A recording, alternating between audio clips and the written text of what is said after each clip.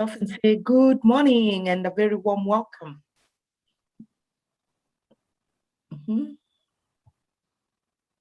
The webinar is now streaming live on YouTube, so please note that. Welcome everybody. Please unmute. Good morning, David. Good morning, Jocelyn. Good morning, Michael. It's nice to see you all. Good morning, Eva, Lydia, good to Victor. Welcome everybody. It's nice to see you all. Good morning. Morning, sir. Yeah, nice. Yeah. Morning. How you doing? Hey, Catherine. Morning. How you doing? Good. It's cold today. Eh? Really cold indeed. I saw another text. Kenyans are not so creative. Whoever this tender was delivered in full.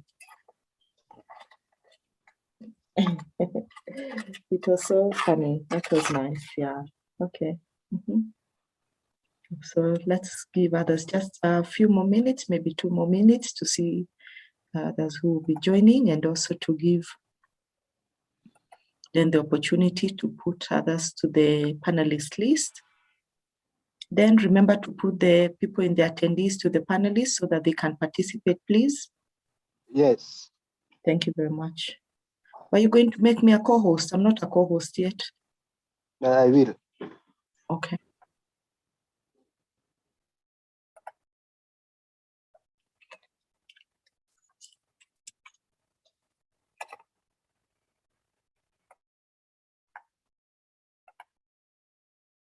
So we've got a great webinar, 4-day part series. As we go along learning, the first one is conflict management. Then Thursday, Friday, we have grievance handling. Just goes incrementally, getting more and more. And I think that is great in terms of how we structure the trainings from the academy. And you know that a lot of work goes into just us looking at the annual calendar. So just to make sure that the topics that are brought to the participants really add value, think through them. And of course, we keep on saying that if there's any topic that you would like us to cover, feel free to reach out to them and or put it on the chat, and we'll definitely make sure that it's one of the ones that we provide. So it's always nice. Great. I would like us to start with a word of prayer. It's always nice. It's always good to say a prayer, to commit the day to the Lord. He's given us life. He's given us breath. He's a good God. Who'd like to pray for us before we unmute ourselves and say what our expectations are for today? Anyone? Please feel free to pray for us. If I pick someone. Any volunteer? Thank you, Jocelyn. Thank you, Jocelyn. Is it Jocelyn or Jocelyn? Do I pronounce your name correctly? Jocelyn. Great. Okay, Jocelyn, you pray for us? Oh, my mic was there, sorry. I thought you had your hand raised up, sorry.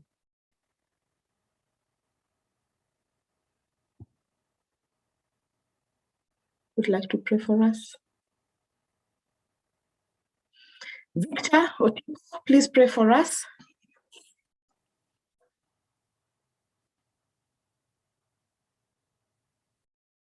You're on mute.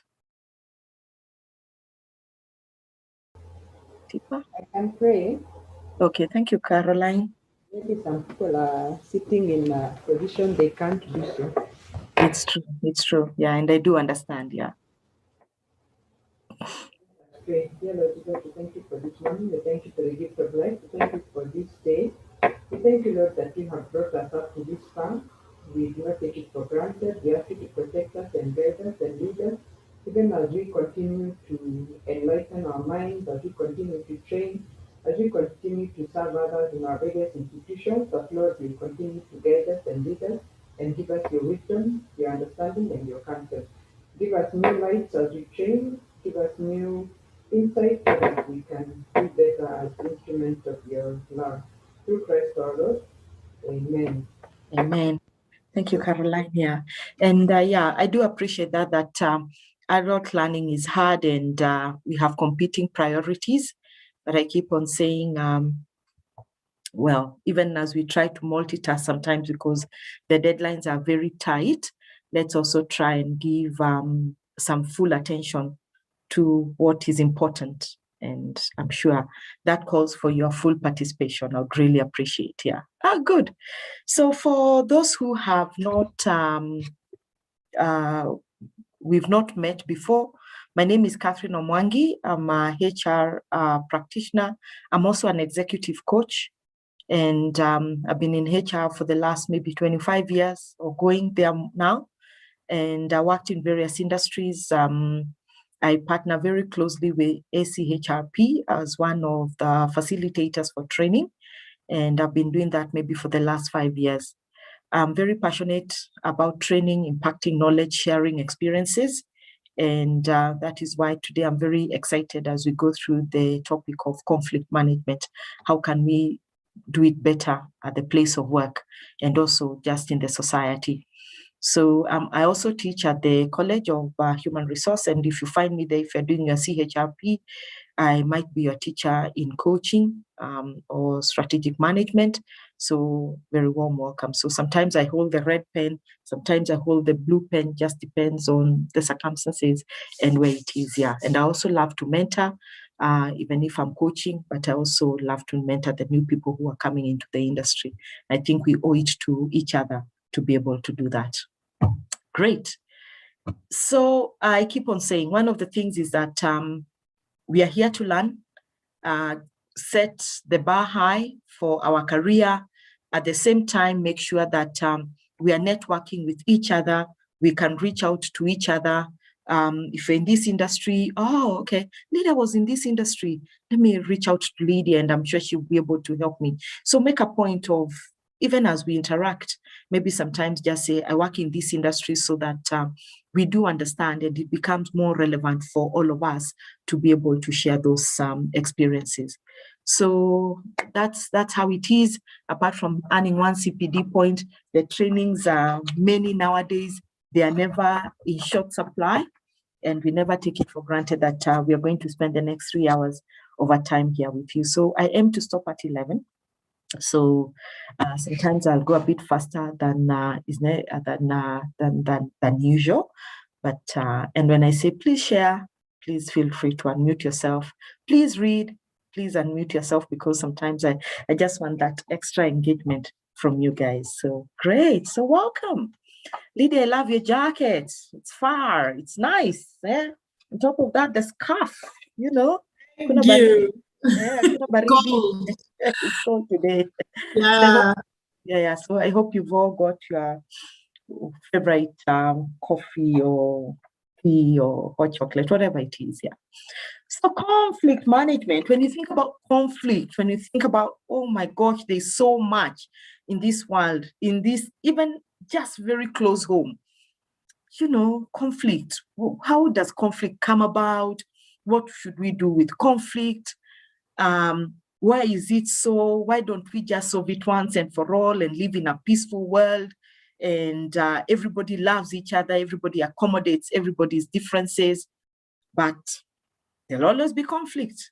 We have conflicts with the marine borders, with our neighbors, good neighbors, Somalia. You know, we had conflict with Tanzania when they let our chicken. We couldn't bring in chicken, or they couldn't take away chicken, or what happened? I can't remember. And our cows and their cows and stuff and everything, you know, there's always, well, conflict is more magnified, you know, compared to a misunderstanding. And the thing is that we will see different types of conflicts, why conflicts are important also. Not all conflicts are bad, by the way. So why conflicts are important and what we should do about it.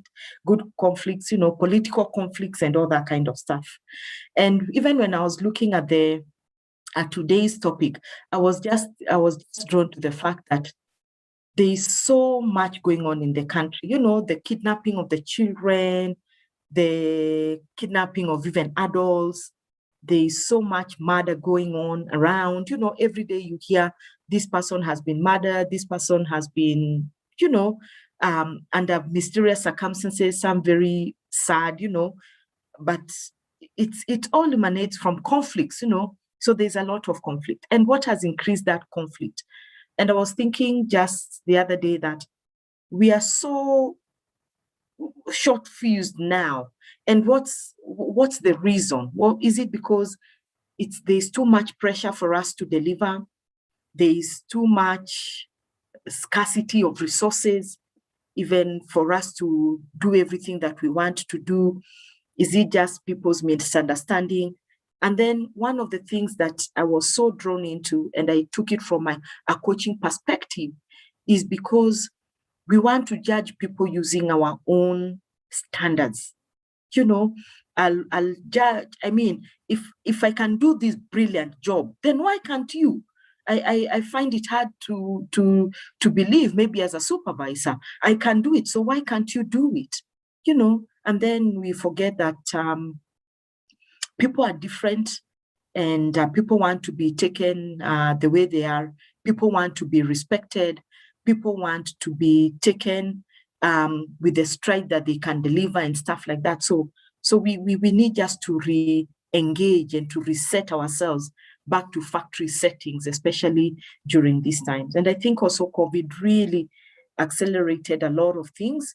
Of course, we went back to default setting like human beings. We became more empathetic. We understood that life is really fragile, it's short, and we were all looking together and coming together, collaborating, putting ourselves out there with empathy more.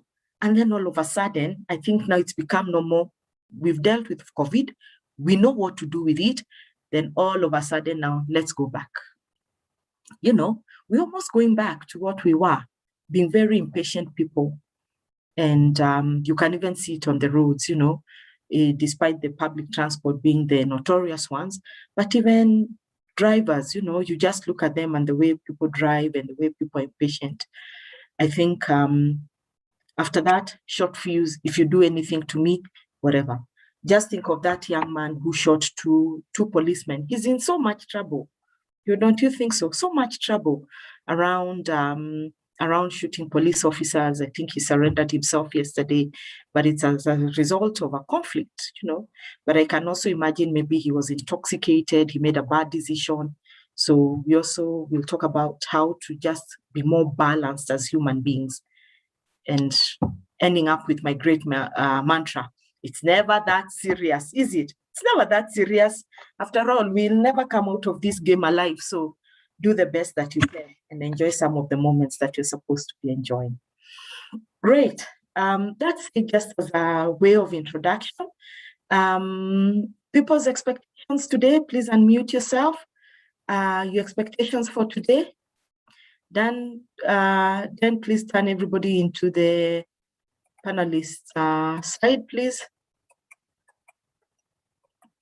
Today's expectation from the webinar. Anyone? Anyone? Please feel free to unmute yourself. Anyone? Expectation? What are we hoping to take away as I bring up my screen?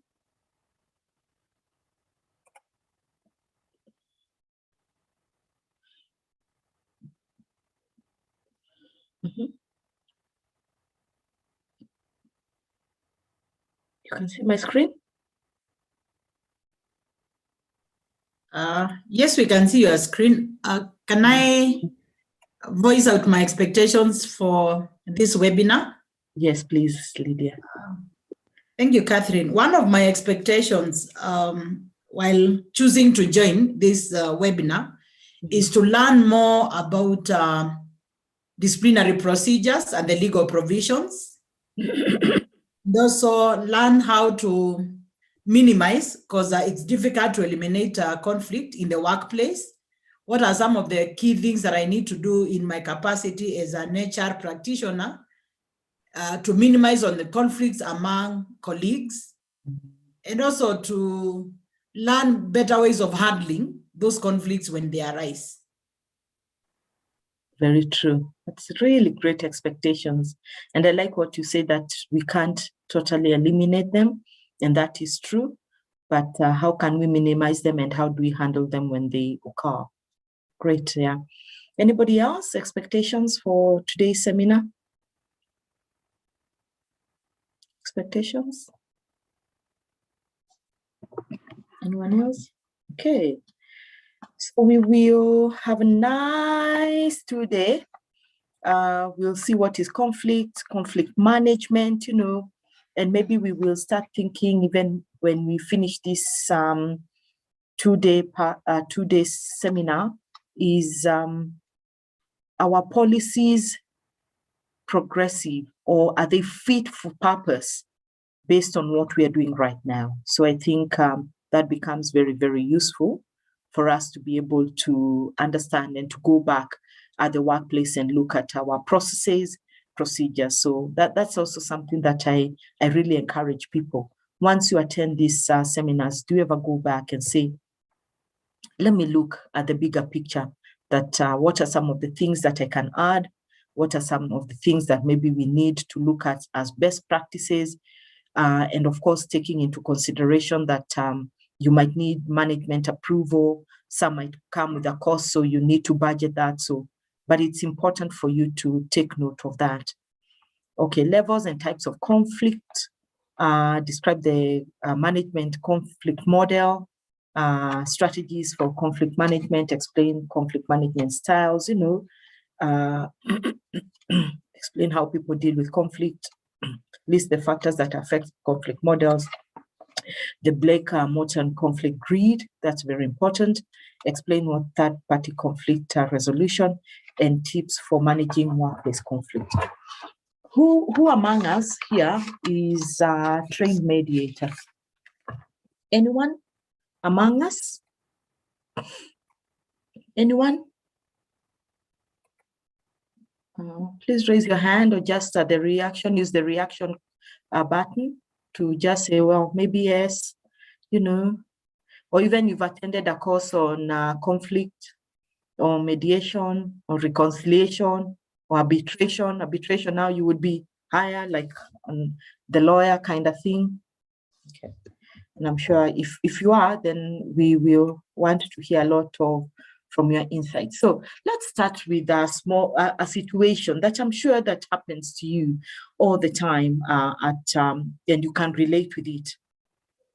So Rosie is the head of operations department, at Globus Inc. And John is the project manager heading one of the projects in the operations department. So you can imagine that John reports to Rosie. Many times John's team members are placed in a dilemma as Rosie tends to give them tasks which they need to do on priority. Doesn't that happen all the time? The supervisor over there comes and says, well, hands over work to your team without even consulting you, and just says, well, but I'm the supervisor, so really, what are you talking about? You can as well do it, and then, without consulting John or informing him. Such allocation leads to misunderstanding between John and Rosie, and people now start looking at each other. In one or two instances, the situation becomes so grave that it had to lead to a heated argument between John and Rosie, isn't it? And you just feel, you shouldn't be doing that. Give me space, you're my supervisor, but still, I'm leading a team and we have maybe these priorities and you're coming to interfere. John feels that Rosie unnecessarily interferes with his team's duties and responsibility. Rosie feels that John is crossing his limits beyond that of a project manager. After all, I'm your supervisor, so what are you telling me? Such conflicts in the workplace can be very, very harmful. Very, very harmful. They are harmful for a team as well as for the smooth operation of the company. Hence, it is important that such conflicts should be resolved and managed efficiently. Okay, so let's learn about conflicts in detail and just to set the pace, and we know these kind of situations happen all the time. And they lead to misunderstanding, they lead to conflicts. And sometimes it just takes basic communication for you to say, well, I'd like to assign this duty to your team. How is it, how much work do they have at the present moment for me to be able to do that? Yeah. So what is conflict?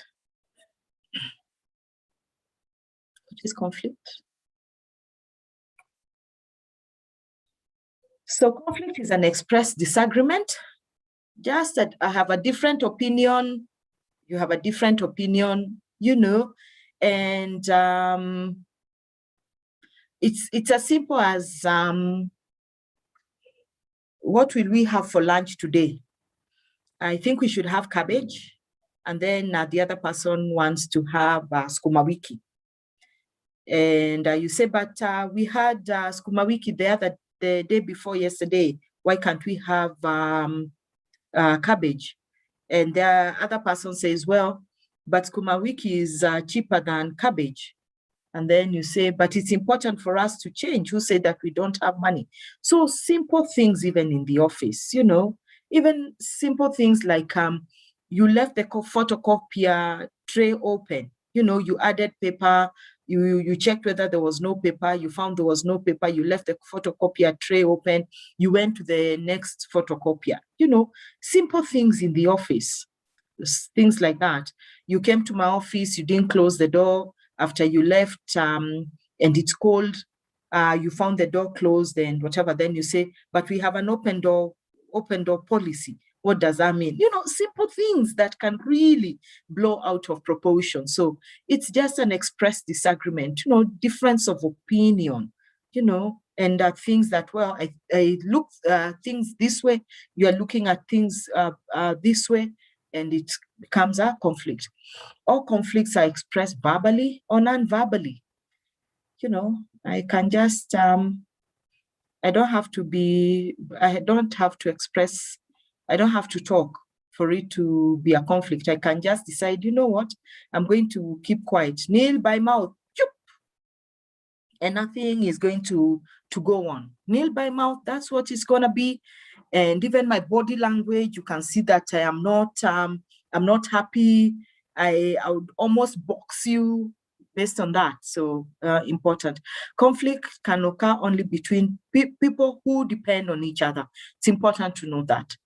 Can only occur with people who depend on each other. The same department, I depend on you, you depend on me. Conflict occurs. I depend on my husband, I depend on my wife. Conflict occur. I depend on my children, I depend on my sisters, you know. But if you have a fourth cousin where you meet after a long time, there's no dependency. There'll never be any conflict, even when you think about it. How many times do you meet that fourth cousin in line? You meet them at gatherings, family gatherings, you know, maybe it's a wedding, maybe it's a funeral, you know, and you're all happy. Oh, I haven't seen you in a long time. How is it going? How is it working for you guys? And stuff like that. You know, no conflict. Small talk, you go. The same for departments. Let's say you have a department in Kisumu, and there is the department for, let's say, which department? Let's say business development, and in HR, you have very little connection and collaboration. You all contribute to the bigger picture, but you have very little dependency on each other. So when you meet, it's always very cordial. How is it? How is Kisumu? Nitakuja kukula samaki. Karibu sana, tunawangojea, mjakuja siku mingi. You know, really nice and very cordial, and you go your way. But when people work together, there is a lot of dependency, and that is when conflict occurs. Conflict involves opposition and is more than just differences. You know, I'm opposing what you're saying. It's differences occur, you know, and it's always a very bad way to end an argument and say, well, let's agree to disagree. Never allow it to get there. Agree to disagree. In this context, it means that, well, I'll never agree, we are not on the same page. We should always try to get the other person to agree to what's happening. And sometimes because you your way, you think it's better, but because of the policies in the organization, this is what's going to happen. You need to show that person why we need to follow this path, and just say, well, you don't agree, it's the policy. Let's agree to disagree. No.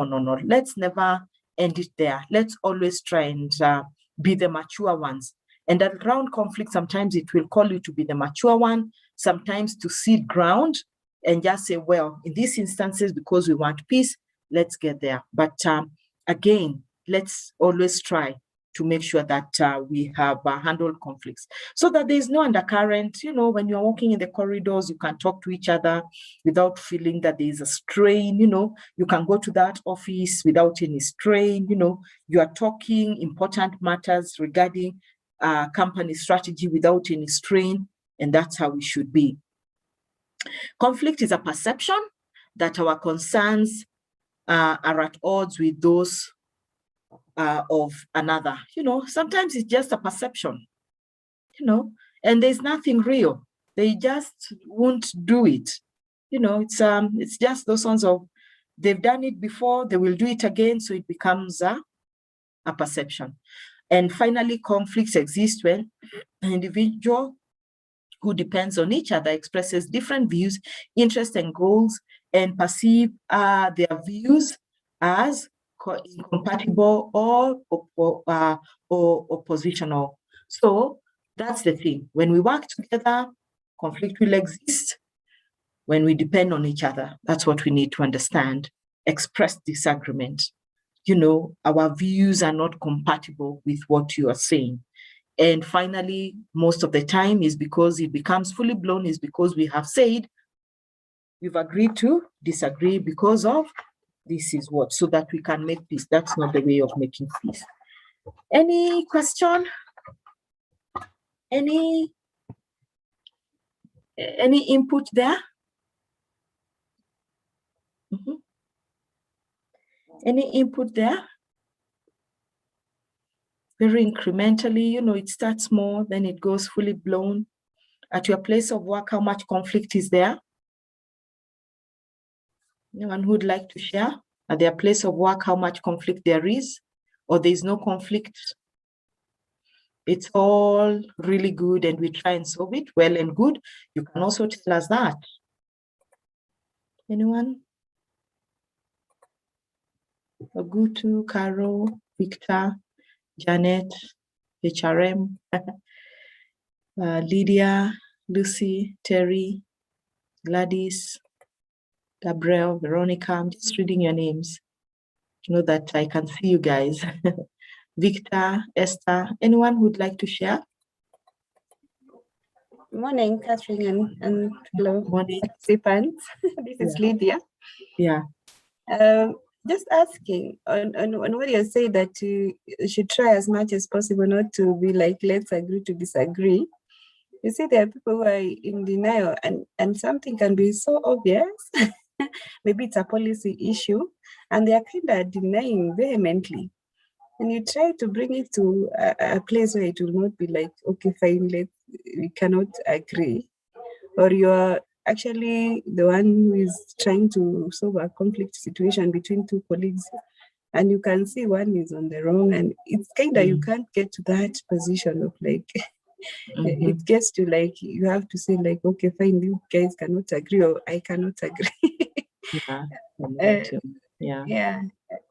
I hear you, but the bottom line is that you have not solved the conflict, and what happens is that you've just called a truce, and when we meet each other in the corridors, we are still not happy with each other. Let me just stop it there. I take Gabriel. Gabriel? Yes, Malim, thank you for the opportunity. Yeah. I also see conflict in terms of an organization where the structures are not well laid and there's some competition between different managers.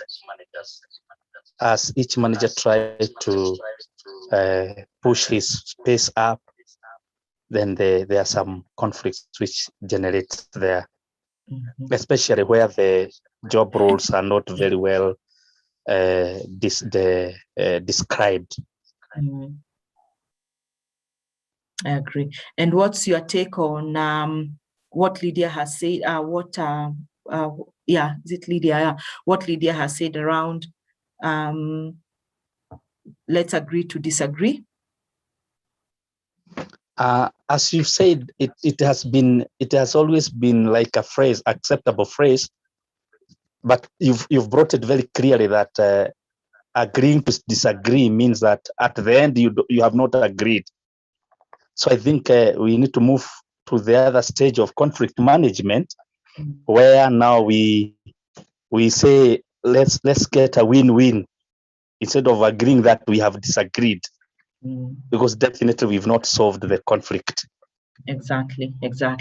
So because it's a loosely used phrase over many years, we have agreed to use phrases and to throw them to suit our circumstances and our needs. Another one, sorry guys, another one that we use so loosely is that I'm so stressed. There's a lot of pressure. Structure, prioritizing, managers, role of management, controlling, planning, prioritizing, all those things that we love to say. Another one that we use loosely is that they've got an attitude without really compartmentalizing what attitude really means. You know, these things that have become very normal for us. And you remember perception?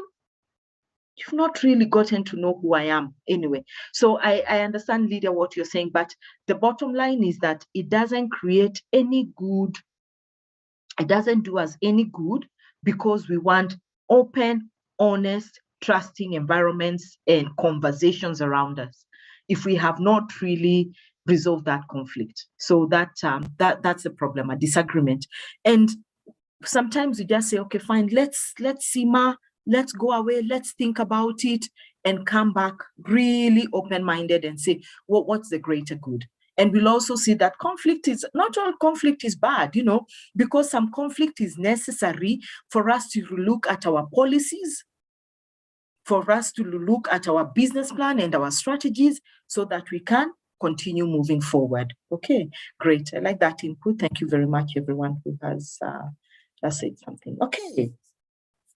So again, we will look at, we continue. Conflict is characterized by the following, you know, opposition. I'm opposing you. I am saying something. Incompatible behavior. Me and you don't see day to light, you know. Antagonistic interaction, you know. You want to antagonize me all the time. Block other party from reaching his or her goals, like what Gabriel has said, you know. We are so competitive because the environment is not well structured. Our org structure is wrong. Maybe you've even tried to make it right, but nobody sees it. You know, they say, well, it's okay, especially the ones who are thriving in that chaos, as we can call it. They like, you know, they thrive in chaos, you know. They want to get ahead of others, but guess what? They're very insecure. You know, they're just insecure. People who behave like that are very insecure. So, you know, incompatible behavior. I don't like the way you behave. And why does it come along? Because we have not defined the behaviors around our values. If you've had me in these seminars, I keep on talking about values so much because we don't just take time to really look at behaviors that should be around our values. We will say we are people of integrity. What are the behaviors around integrity? We say that we want a customer excellence. What are the behaviors around customer excellence? I'm just taking very popular values that I see plastered in people's walls and offices. You know, we are professional. Is that we professionalism? We whatever. You know, what are the behaviors around that? You know, and then you come and say, ooh, these behaviors do not really, they are not part of my core beliefs and my core values, me as Catherine, you know, come and say, oh, you know what? Integrity is one of the values here. Yes, make, because I can't. I know that I will cheat from time to time. I will not meet deadlines.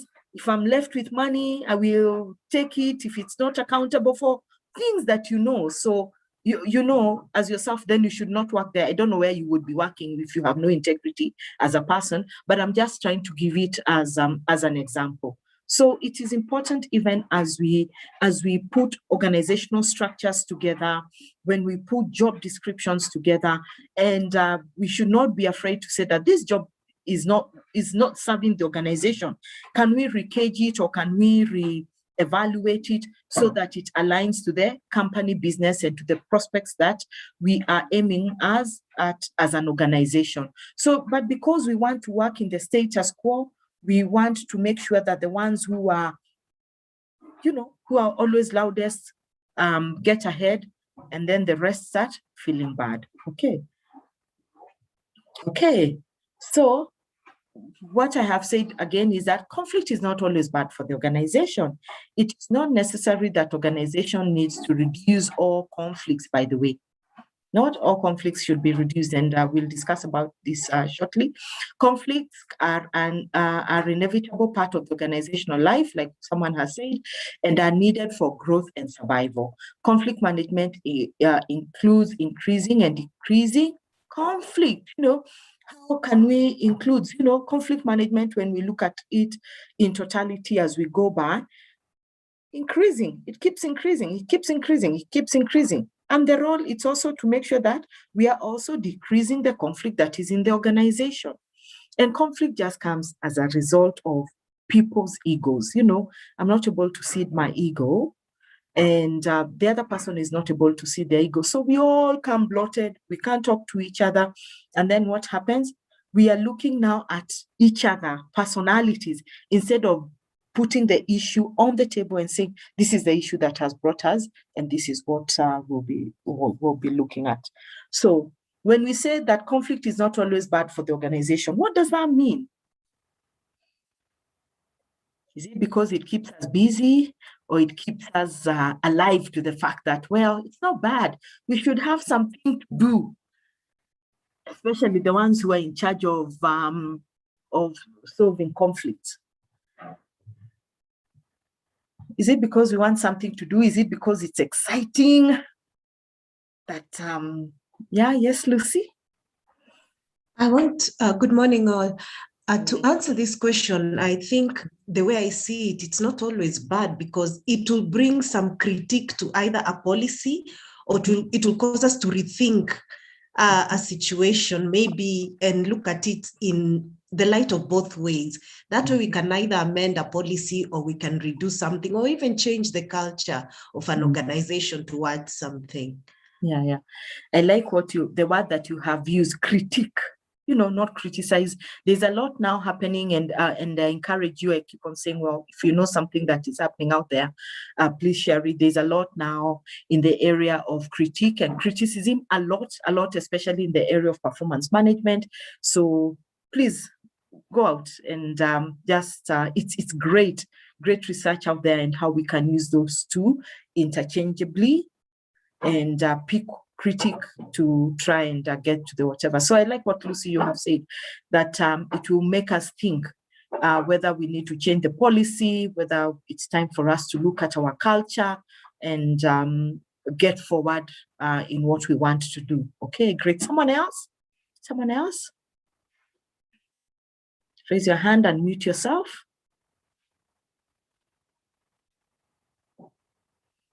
Raise your hand and mute yourself. Feel free to share. Where is the conflict not good?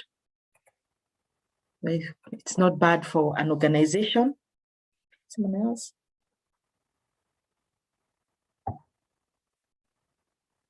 Who should be the one who should be resolving conflict? Who should resolve conflict in an organization?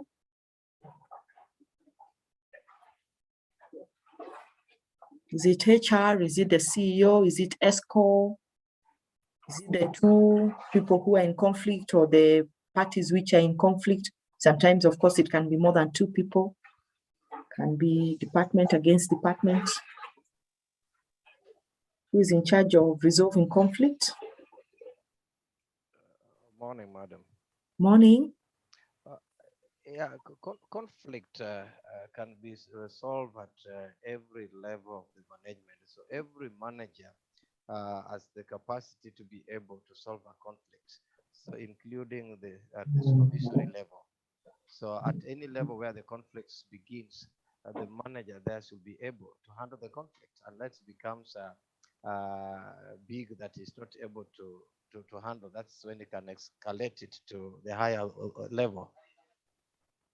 Very true.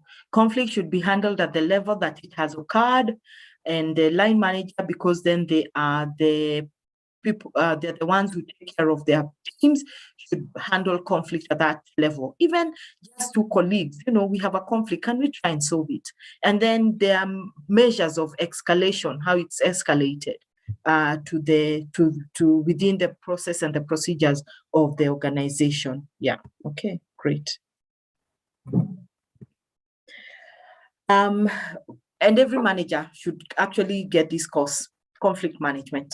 Conflict is when two or more people have differences in ideas, views, and are not ready to understand or accept the other ideas and views. It's as simple as that.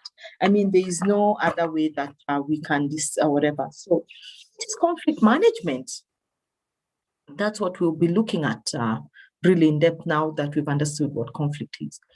Anyone who would like to read for us what is conflict management, just like what is written on the board, on the chart? Anyone? Feel free to unmute yourself. Conflict management escalates. This is Adoda. I think let's continue. Yeah. Conflict might escalate and lead to non-productive results. Or conflict can be beneficially resolved and lead to quality final products. Therefore, learning to manage conflict is integral to a high-performance team. Conflict management is the principle that all conflict cannot necessarily be resolved, but learning how to manage conflict can decrease the odds of non-productive escalation. Conflict management involves acquiring skills related to conflict resolution, self-awareness about conflict modes, conflict communication skills, and establishing a structure for management of conflict in your environment. Conflict management is defined as the opportunity to improve situations and strengthen relationships. Exactly. Thank you. Thank you. Your name is, your name is abbreviated HRM. This is Ben Aduda. Yeah, you must be a manager. I like, hey, wewe ni mtu wa nguvu. Manager ndio huyu hapa kabisa. Okay, so it's beneficial. So the key words here is that it's supposed to, yes, Lucy? Yes, Lucy? Sorry, that was not intentional, sorry. Oh, okay, that's fine, that's okay. So conflict management is defined as the opportunity to improve situations and strengthen relationships. And those are the two things that, what's the purpose that exists for an organization is to improve situations. Situation means that the products and the services that you offer, your strategy, your processes, your structures, it's the whole value chain of your organization, and strengthen relationships. We already have a relationship going in this organization. The time you're already coming into the organization, we've already formed a relationship. But what we want to do is strengthen those relationships. So we keep becoming stronger together, doing things aligned in the same way of what is expected in the organization. So the principle that all conflicts cannot necessarily be resolved, we must be able to live with it. And especially if it's not a big conflict. But we can't resolve everything. Even Rome was not built in a day. Mother Teresa did not solve all the problems in the world. Nelson Mandela tried. Even Moses in the Bible was not able to get to the children of Israel to their destination and stuff like that. So, but what we need to do is manage to learn how to manage to decrease the odds of non-productive escalations. Let's resolve it at that place. And it means that management involves acquiring skills related to conflict resolution, self-awareness about my own self-awareness as a person, but also making sure that they have conflict modes, conflict communication skills. How do we communicate when we have a conflict? And establishing a structure for management to resolve conflict in your environment. So what are some of the causes of conflict? There can be as many as we are on this webinar, the 30 of us here. Everybody unmute. Causes of conflict. I think number one is poor working environment. A poor working environment. Poor working environment, very true, can lead to conflict. What is a poor working environment?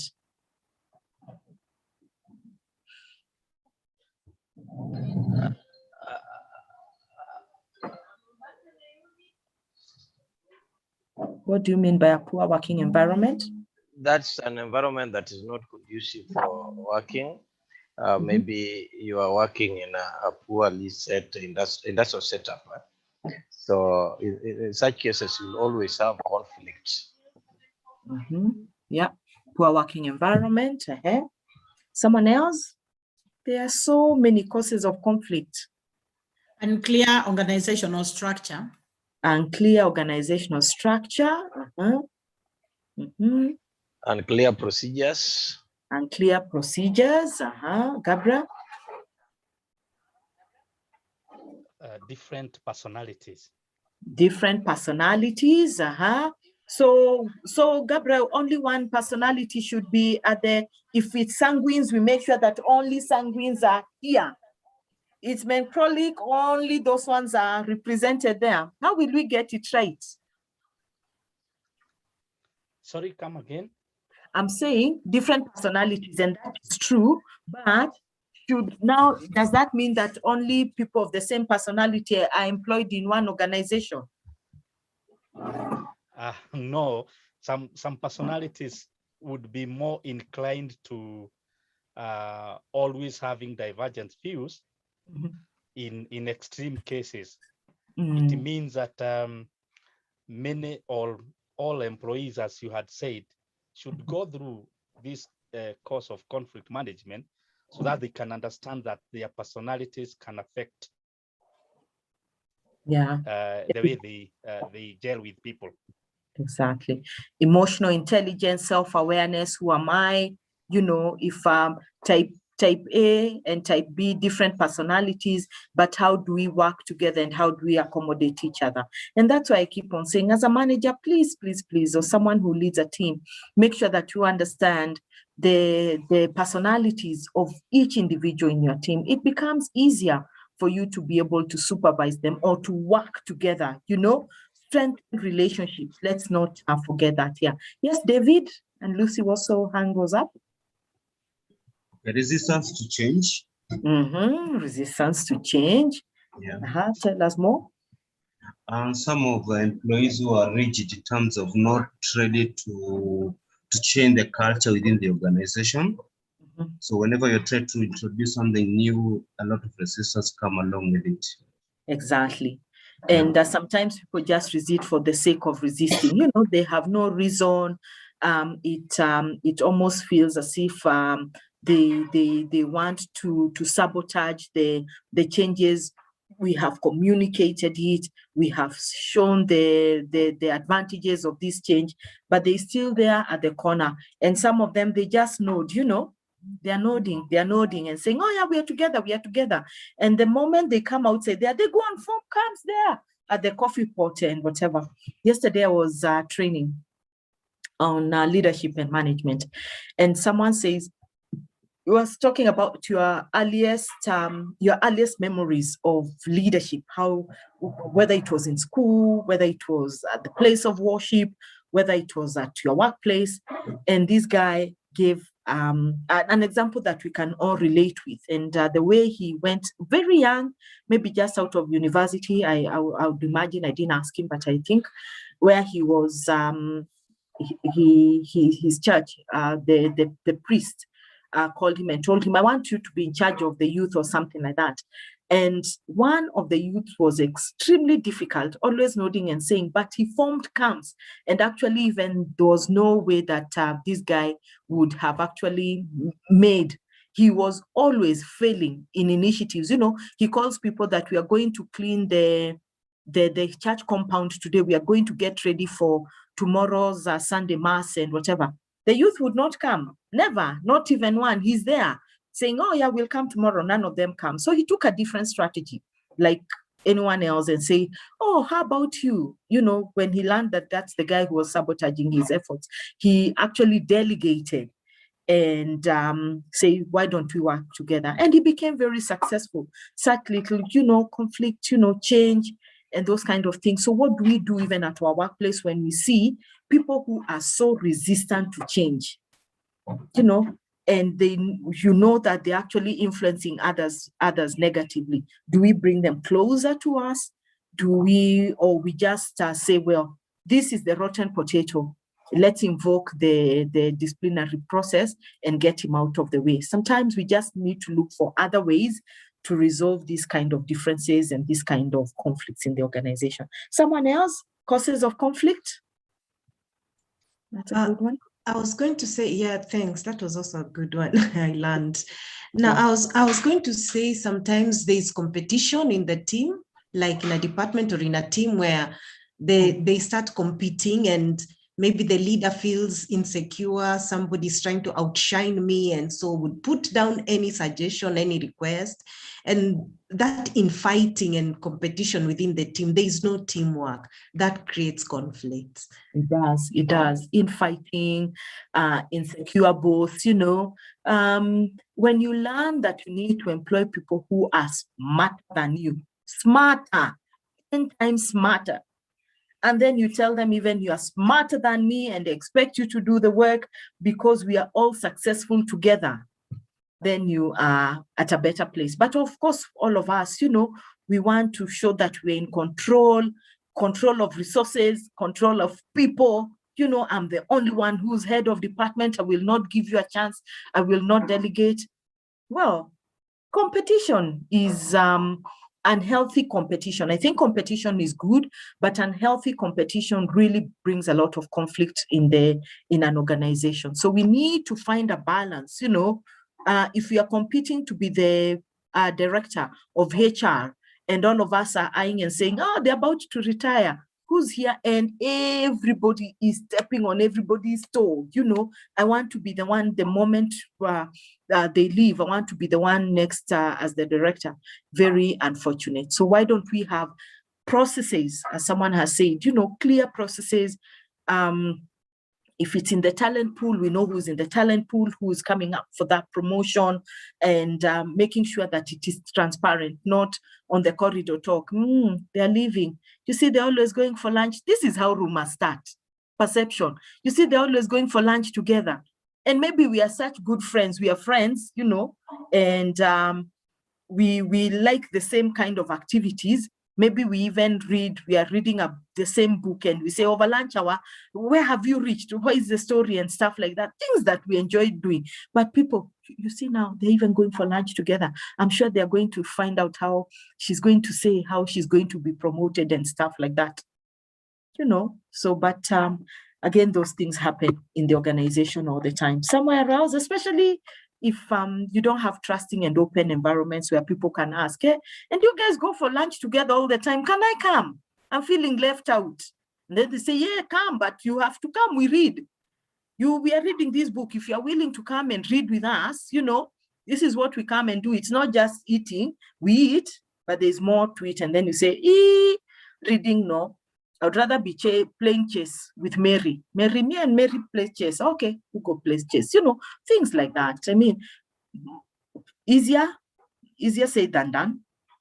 But we can create those kind of opportunities. So methodological differences, substandard performance, lack of cooperation, differences regarding authority, differences regarding responsibility, competition over resources, non-compliance with rules, you know, and regulations. Don't we know them so well? opinion differences, behavior differences, fear, dishonesty, boundaries, neglect, need to be right. What is need to be right? Need to be right. Always wanting need to be right. Which one is that one? Need to be right. Anyone? An example? I think these are people that normally feel in the place of work that they are always right, even when they are wrong. So they will always have issues with the instructions being given to them because they think their way is the right way. So correcting such a person is very difficult, and at the end of the day, it will create unnecessary conflict.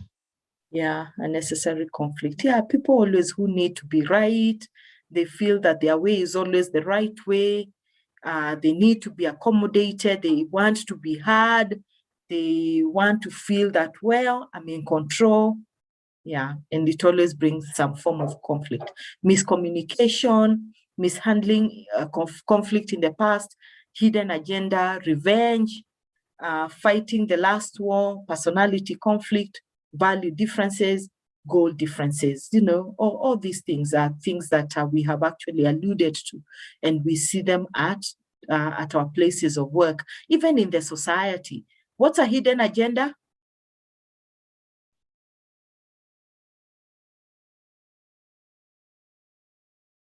Hidden agenda, for example, an example of a hidden agenda. Anyone? I think somebody with a hidden agenda, these are people who are not sincere. Even when they discuss an issue with you, they discuss an issue with an hidden agenda. Akuna something behind that he doesn't want to come out clearly about. So those are the things that we call hidden agendas. I can ask you a question. Are you going out with the boss for lunch today?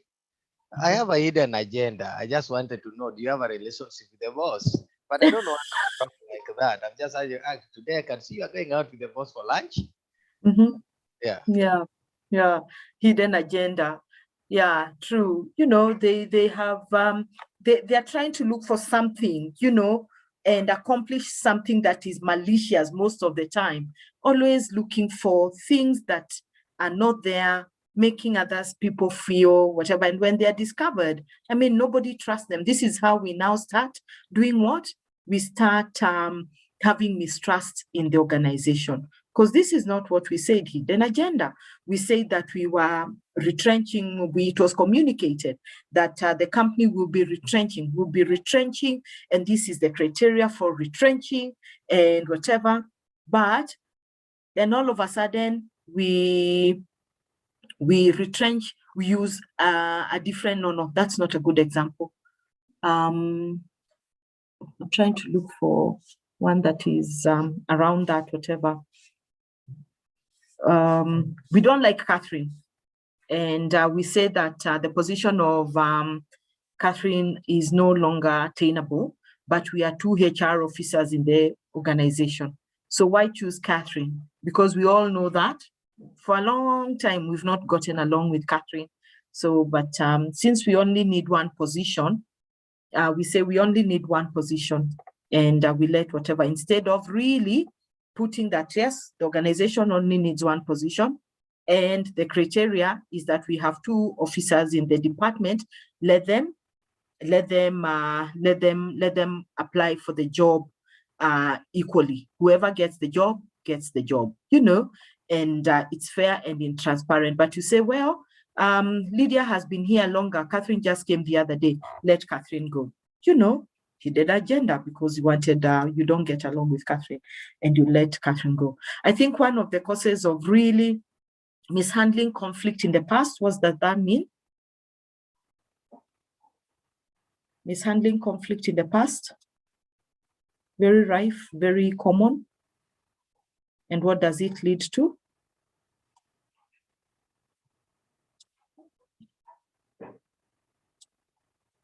Anyone? This I think the time, say a supervisor handle a case, in the past and mishandle it.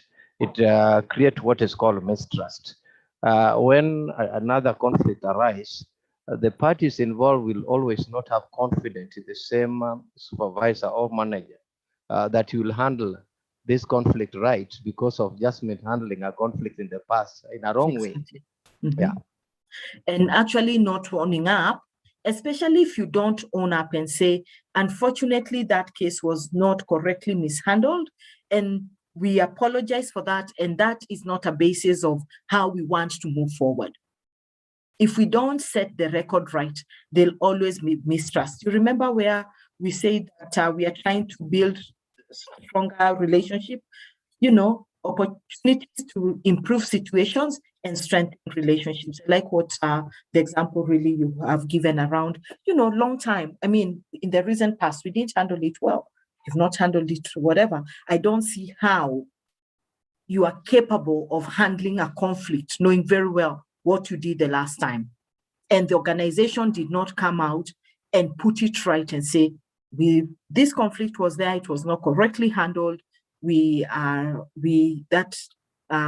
going to look into it again, and we want to make it right so that in future, everybody trusts the process of conflict management in this organization. And also reemphasize that conflict should be resolved between the parties before it becomes big and before it's escalated to the other people who would be able to resolve that conflict. Very true. Okay, fighting the last war. Fighting the last war. What does that mean?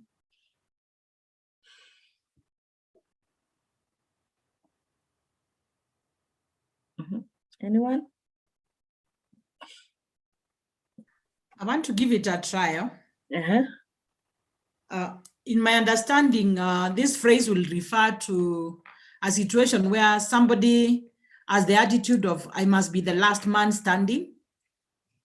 So that whatever the circumstance, they are not keen on resolving the actual source of the conflict or resolving the conflict, but their focus is on being the person with the last say or winning in this situation.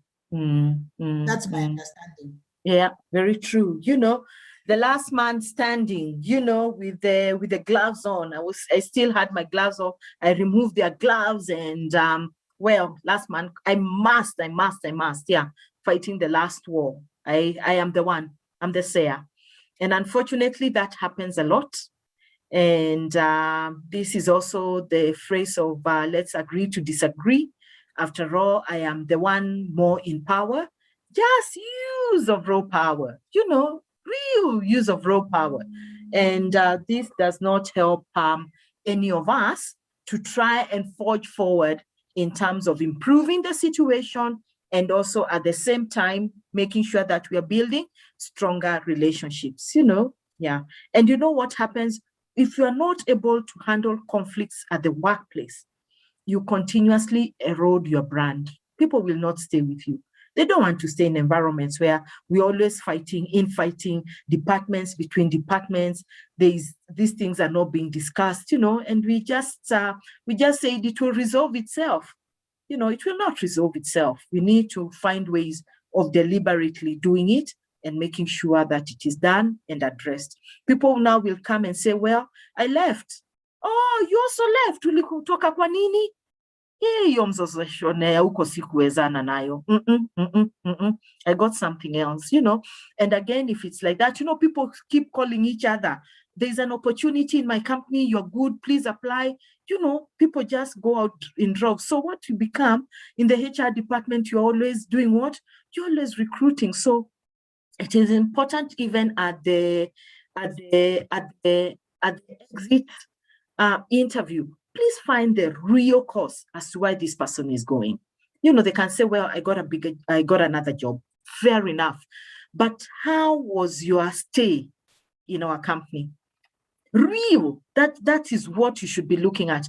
Don't worry about where people are going. We are too keen. That's very secondary.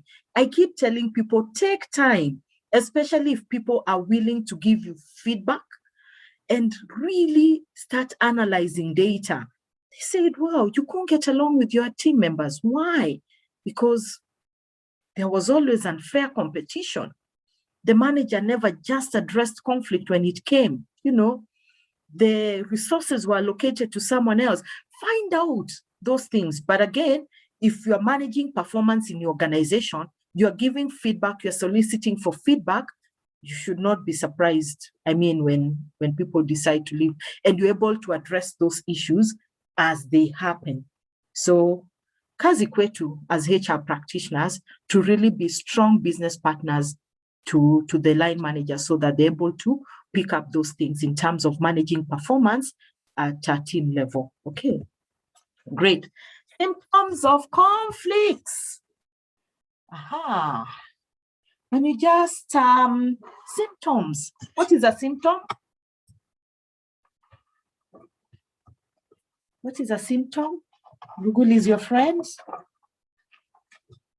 What are symptoms? What is a symptom?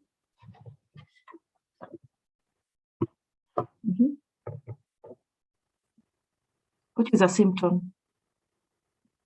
Go to the doctor. What is it? Symptoms. What are symptoms? Symptoms in a layman's language is just signs. Yeah. Yeah, signs. Yeah, Terry? I think they are indicators that something is not going well. Yeah, things are not going well, signs that things are not going well. Very true, very true. Yeah, symptoms are signs, you know. Yes, Lucy, thank you.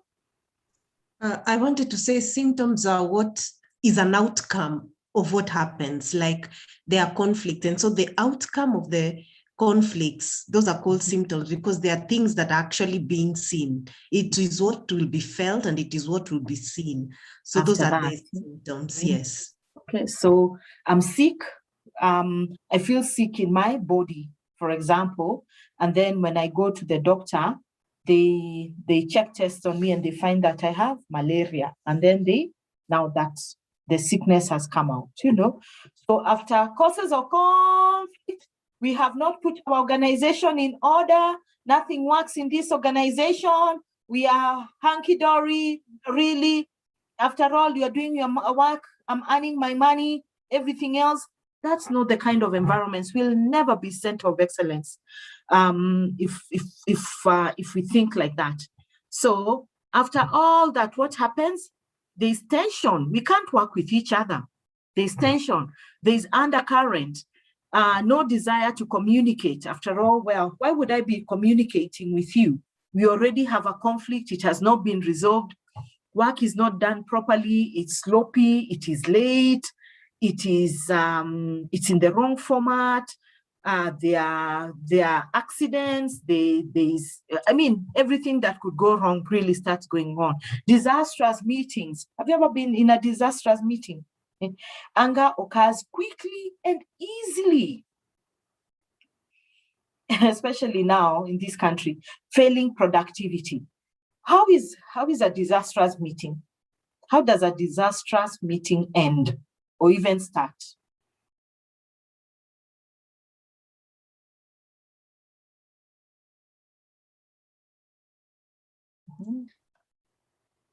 Yes, Lucy. Maybe it starts with accusations, finger pointing, blame games, and no one owning up to anything. And so it becomes just accusation and blame games, and it goes on, and nothing is achieved in a meeting. Yeah. Disastrous. No agenda. The chair cannot really hold the meeting down and say, well, maybe we need to call off this meeting, and everybody's shouting at each other. It really becomes a shouting match. Even the people in the market don't do this as much as they're all trying to call customers and stuff like that. Disastrous meetings, and maybe people even use words that are not supposed to be used, or even non-verbal. You know, non-verbal, disastrous. Nobody talks in your meeting. Terrible. By the time it's coming to this anyway, guys, and we all agree. By the time it's coming to this, it almost feels like a war zone, which is a country that is always at war. Let's call Kabul because they're always fighting, the Gaza. It almost feels like it's in Gaza, but I don't think we should ever allow ourselves to ever get here. Falling productivity, sleeping morale. I mean, there's no motivation. As much as I come motivated and I'm happy to work here, but there's no motivation. The environment does not allow for motivation. Bad tempers are evident, impatient, people slighting each other, sarcasm at the place of work, absenteeism, because people are really getting ill, people are stressed out, there's burnout, people are sick, the well-being of people are really not balanced. And what happens when there's a lot of absenteeism? Well, it just reflects in your books that productivity, the other people will be stressed. The thing is that chronic absenteeism has a ripple effect on everybody. If Catherine is absent, Lydia has to cover. It means Lydia has double work of what she has to do, so Lydia becomes fatigued. Lydia starts feeling, oh no, this is too much every other day. So what happens? Lydia says, no, I can't cover for Catherine anymore. Then you try and get it to Lucy, or even distribute it between 3 people, and people just start saying, there's a pattern that we see. Apart from that, it's a snowball effect. So let's look at absenteeism as a real critical factor that affects productivity at the workplace. Accidents, because people are not concentrating, people are in different modes, and accidents are bound to happen when you are not fully present in what you are doing. Escalating costs, no doubt about it. Disagreements become more pronounced. Shouting, slamming of doors. Who slams doors anymore? Are there even any doors anymore to be slammed? Can you imagine you slamming the CEO's door? You will slam yours. You'll slam your car door as you're going home. So these are real things that we should try and avoid at the workplace. But when you see this a lot, it means that there's conflict that has not been resolved, and these are what's going to follow at your workplace. Any question until there? Any input, any reaction? Let me hear. Have you been in an organization, worked, or even in a club, or even in a society, or even at a country level? Do we see this happening a lot?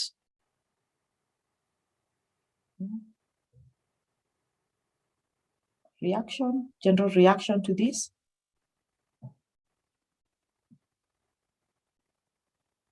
Anyone?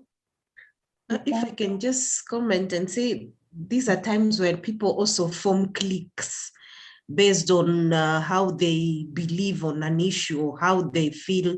A group may feel we are threatened, or a group may feel we are oppressed, and they team up and it becomes a clique, others owing allegiance to this one, another to that one. And now it becomes like opponents in a team instead of one big team. Exactly. So we have form cliques, and those cliques, they don't care. They become known. They are actually open. There's open hostility towards this team and to this team. We support this person. We support this person. How unfortunate. It's open, and we know that even at workplaces, there's still some cliques, and not really pronounced in that way. But if we let them continue building up and feeding them. Without feeding them means that we are not resolving the issues that are there, then it becomes very difficult for us to be able to get back to where we want to be. It means we have to take more time looking into our culture.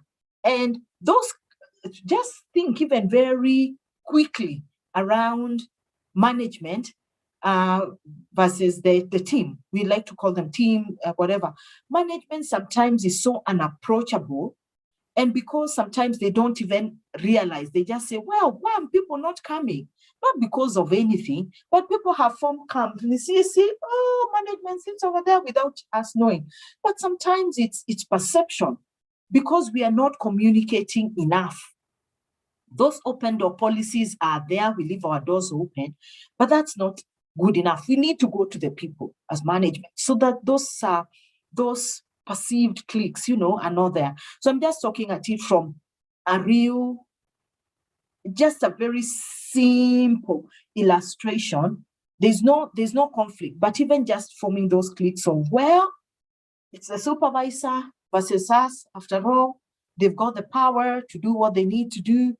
And us, we are just here, we are just followers. Me, I just want to be Mr. Trouble. Have you ever had people say, Mr. Maneno, Mr. Maneno? Mi wacha nifanye kazi yangu, mi niende home 5, Mr. After all, huku sio kwetu. That's not what you want. You want to feel that I'm contributing, I'm accepted. I like that phrase where, what do people say so often? I want to feel appreciated. I want to feel that I'm really here for what I am worth of being here. It's not staki, pana mi staki, your boss, pana. Wacha mimi nifanye tu kazi yangu polepole niende. Those are form of cliques. Priska, yes. We have the Bora Uai team, if I may contribute. Yeah. We have this phrase lately in Kenya, of importance is life. Bora Uai. Those are people who are, even when there are conflicts, they are trying to face it or to address it, and rather withdraw and keep off, which really that of the conflict. But in addition to that, I had a thought that I didn't want to forget it, so you can allow me to voice it. Not necessarily on symptoms, but related. Among some other things I've seen that are causing conflict in the workplace, we have this thing of the old staff versus the new staff. And the old staff who want always to keep quoting that during the times of Catherine, we used to. And they're not ready to accommodate change, but at the same time, they have formed an opinion and an attitude, possibly due to what I would call historical injustices or their historical experiences, and they want to keep projecting that and like bringing it out to the new people and treating the new people like we are the people. We are the HRMs, and you guys just came the other day, so you don't know how things are done here. I'm just wondering to myself, in such a situation, how do you really address that? Because it's a deeply rooted cause of our conflict, yet sometimes we have no tangible evidence on how to address it, especially with the older staff members. Very true, Lydia. Very. We see that all the time. You just came, you have no idea. Where were you 40 years ago when all this was happening? We are the ones who put in all the hard work. Now you are coming and you want to reap from the hard work. I've just found you guys, for heaven's sake. Let's continue from the 40 years and the 41st year that we are here in existence. I'll throw it to plenary. That's a very good question, and it causes a lot of undercurrents. It causes silos all the time, and we'll address that. Priska, you had your hand up. Priska? Is Priska on there? Then, please put people on the panelist list. I'm sorry, I can't allow to talk. I think you can talk, Priska. Are you able to? I don't know. I'm not able to do that. I'll ask then to put everybody to from attendees to panelists. Then please do that if you can hear me, or someone can ask then to do that for me. Anyway, so Madam Catherine, this is Lucy Muhiu. Yeah. If I may say something. Yeah. I want to comment on the issue of, I guess it's more on the causes of conflict, and perhaps it's also touching on the symptoms. And this is on the role of the unions. In organizations where we have unions, sometimes I believe we have conflict that is fueled by the union. Let's say, for example, you're talking about terms and conditions of service, and there is something that maybe they are asking to be added or improved, and management probably feels that that may not be, they may not be able to fulfill at the moment. And so the union may keep telling the employees that, management is unfair, the company is unfair, and this could fuel, so that even when now the management calls a meeting and it's something maybe touching on something that has been mentioned, the employees will not have that desire to communicate or talk or comment on it, because they have somebody else that they feel they might be conflicting with if they were to say anything. Very true. Yeah. I like that. And before we just even open more thought for discussion, I keep saying that there are some industries which will always have unions. Unions will be important in those industries, work councils, as we call them now. And just given from where unions have come from, to where they are, I think there's been a lot of progress. And when we know that, even as HR, because we are the ones who will be in charge of controlling, negotiating, being the balance between the union and management, we need to have a very balanced approach. Just to know that when I work with a union, we should not antagonize each other. I think for me, my opening line is that, well, it's a union, it's important. And remember, sometimes you will come from the union and you will cross border to this other line. There are things like that we need to start thinking, not very short term. Let's start always thinking long term. What is in it for me being a union member? And then after that, when I stop being a union member, what is in it for me being a shop steward? And then also management, what is in it for us having unions in our organization? It's not a bad thing. It's industry. It's even anchored in the constitution, ILO, labor laws, all those things that whatever. The moment we know that this is what it is, and then how do we want to deal with that? We have a clear framework of being transparent and saying, we made 10 million shillings profit. Shareholders will take 5 million as dividends, for example. Very simple illustration. 3 million need to go back to plowing back into the business. We've got only 2 million to share as bonus for all of us. These 2 million, whatever, how do we share it out? We've opened the books. There's no hidden agenda. But people always, because they think, oh, you've hidden the profit and we don't know what is happening. You're part of the business. You should be reading the P&L every month. Come to the town hall meeting when the CFO is giving the financial updates of the company. Raise up your hand and say, I do not understand. Tell me how much money. I love people who ask, tell me, turnover you are saying is this. How much of that is profit? And what are you planning to do with that profit?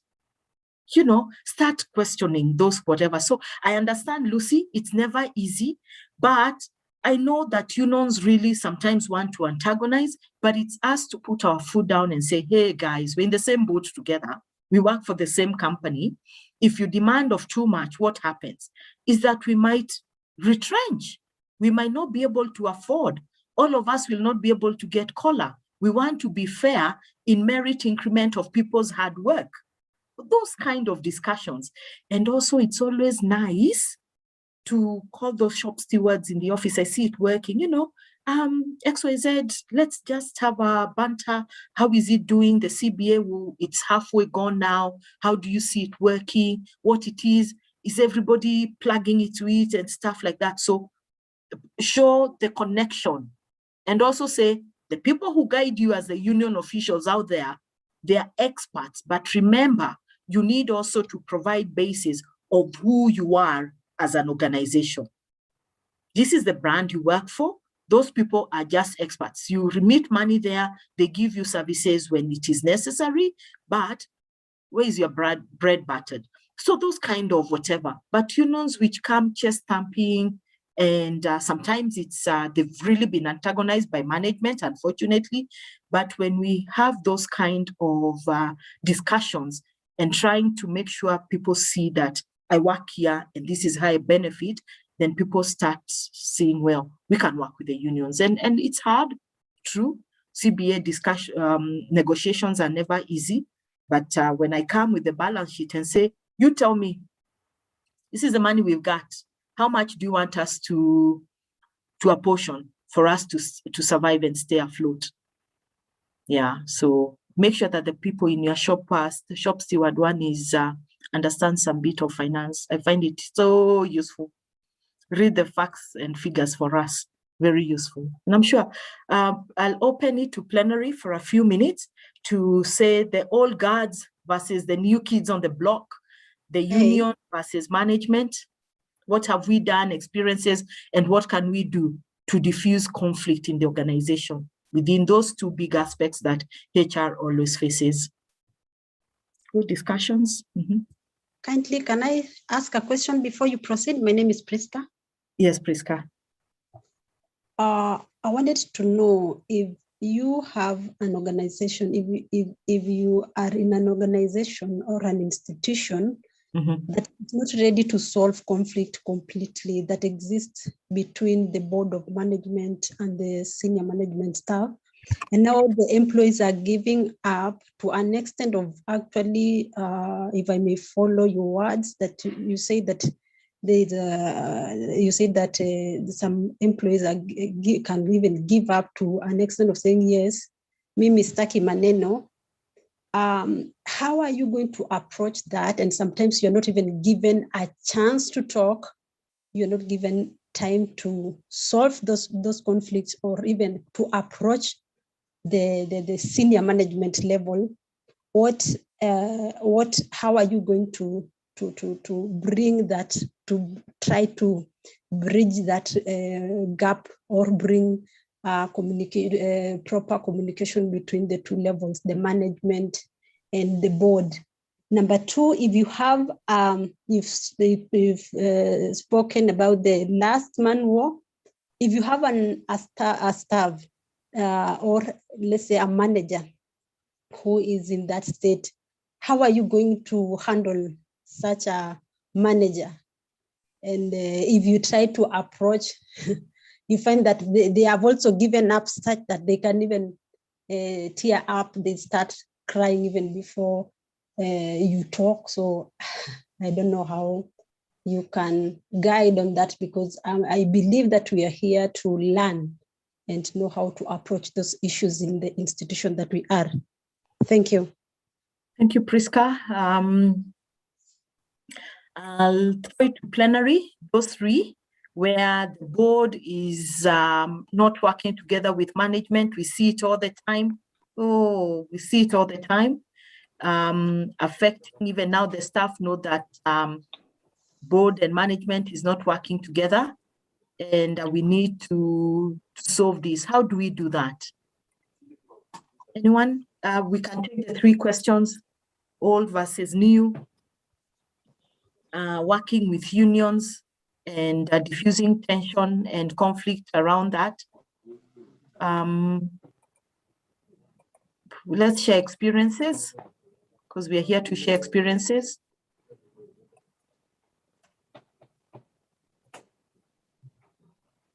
Anyone? Please, let's share.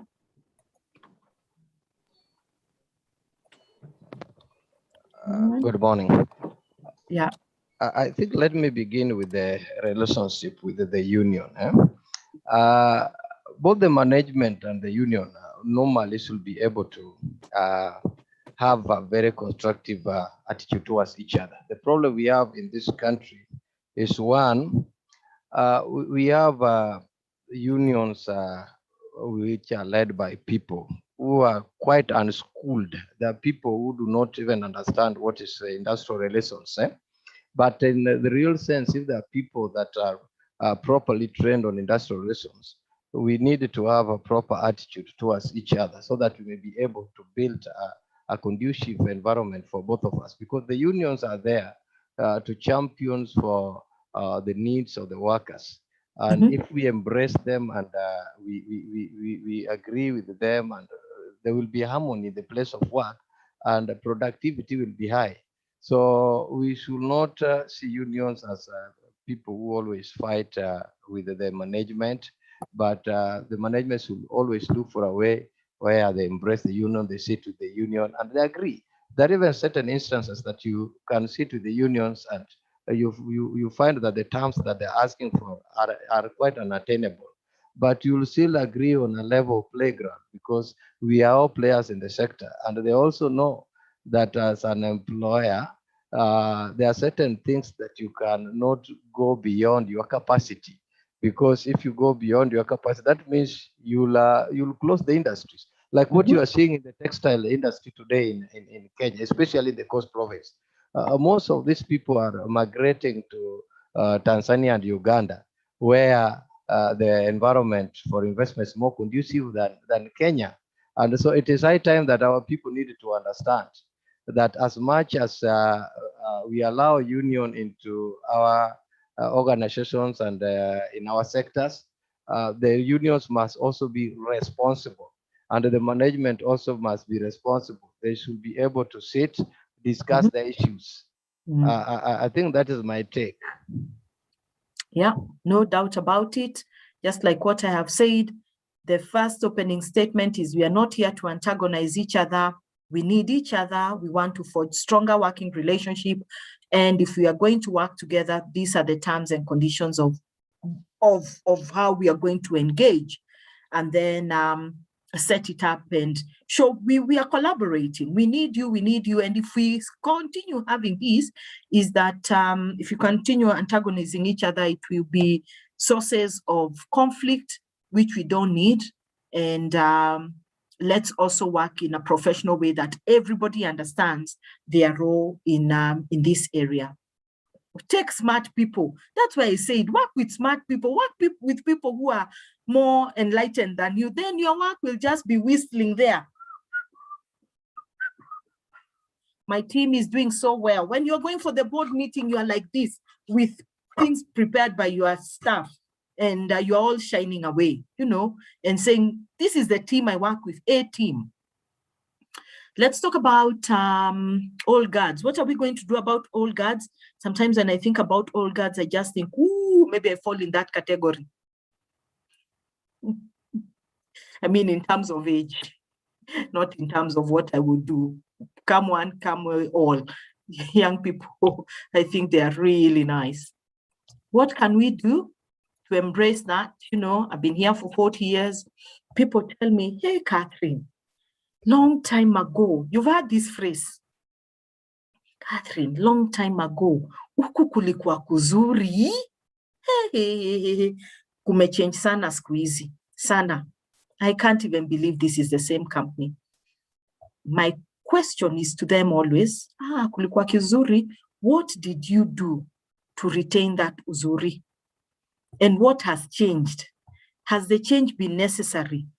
What is your role in that uzuri at that time? And start having that engagement, in a way that they reflect and say, okay, that change was necessary because we grew. We used to eat butterscotch cookies, for break. Why you used to eat butterscotch cookies is because you were five of you when you started the company. Now we are 200. We've grown. The company has grown. It's good. We can't afford butterscotch cookies, but what we have done is we brought bread. You get what I mean? So show those changes and say, well, and again, if it was your company, what would you do? So that just making sure that people progressively see the changes and why the changes have been good and why some of these policies have been changed. It might not be butterscotch cookies, but what replaced that butterscotch cookie? And maybe during the Christmas party, budget for butterscotch cookies and say, even if we don't have butterscotch cookies every day, we remember that when we began, we used to have them. So let's enjoy them for this one day because we've all worked very hard. We've been able to have a party and butterscotch cookies. drums roll, here they are. Someone before we move, in the interest of time, please. The experience around working with I think, Madam Catherine, the blending in the place of work between the millenniums and these older people is the best. The problem we are having is that these people are not trained and are told that it is important that the old need to mentor the young, so that when you come to the workplace, I should be able to use my long years of experience to train these young people who are coming in. And the young people who are also coming in, the millennium, dealing with them is also very difficult because the millennials are people who do not want to stick to unemployment for long. There are people that want to come in immediately, reap whatever the highest they want to reap and go away. These old people are people who are settled in their place of work. They never change positions, and they're very stable, even in decision making. So it is the role of the manager to be able to train these people to know that we need Mzee so and so who is 80 years, 50 years old, and we need this young guy who just come from the university, because this guy has got the new things that he has acquired just recently. So we need to be borrowing from one another in the workplace, and we see one another as a complement. We complement one another. We don't become competitors to one another, because you can't compete with that Mzee who has lectured for about 30 years.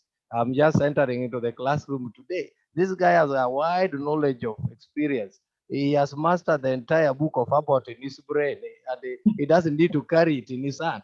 So I need him. I needed to talk to him to get to know what is the practice in the industry before I came in, and what are the developments that has been in the industry. So we just need to appreciate one another in the place of work, whether we are young or we are old, so that we complement one another. So it is the role of the managers to be able to bring that mix properly, so that it doesn't bring conflict.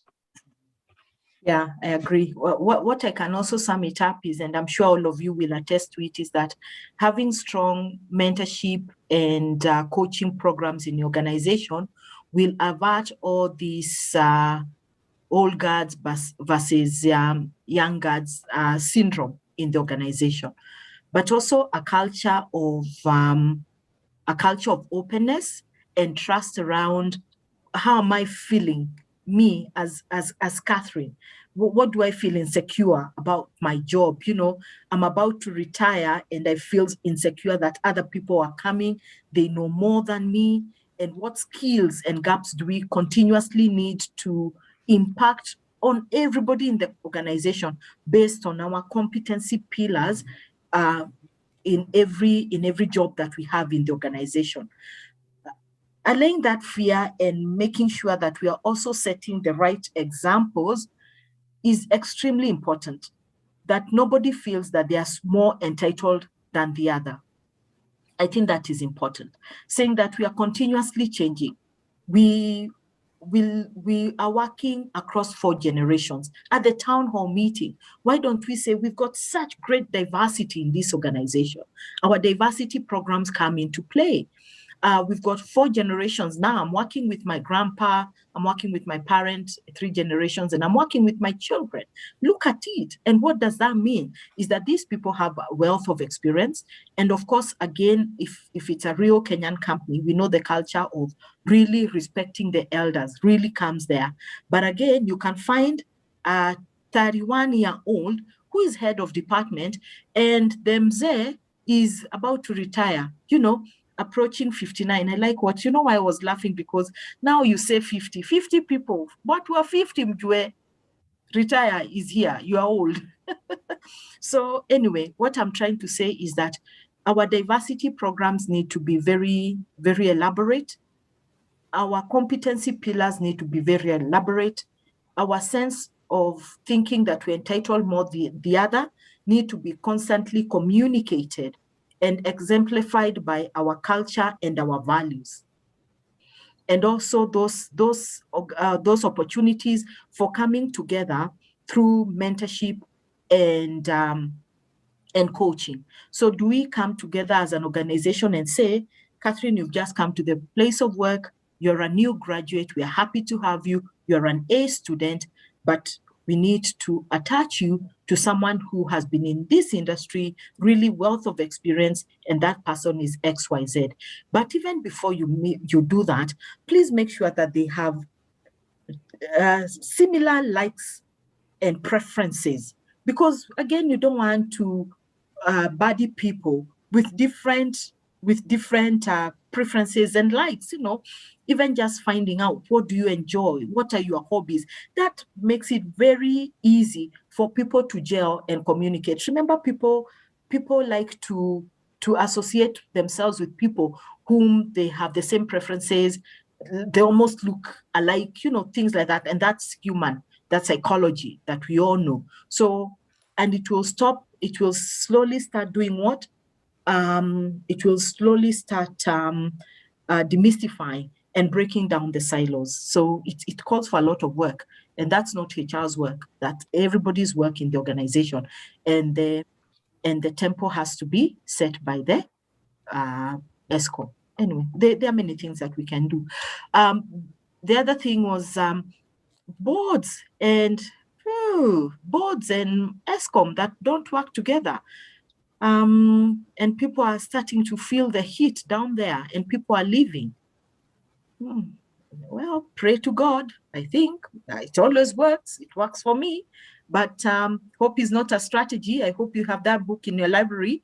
But again, what I would say is, what kind of governance policies do you have in place?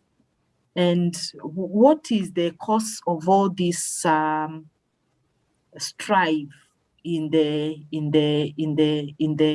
board versus the management, knowing that the CEO is always invited to the stable and sometimes becomes the secretary of the board, in whatever, because they always have maybe someone who's taking minutes.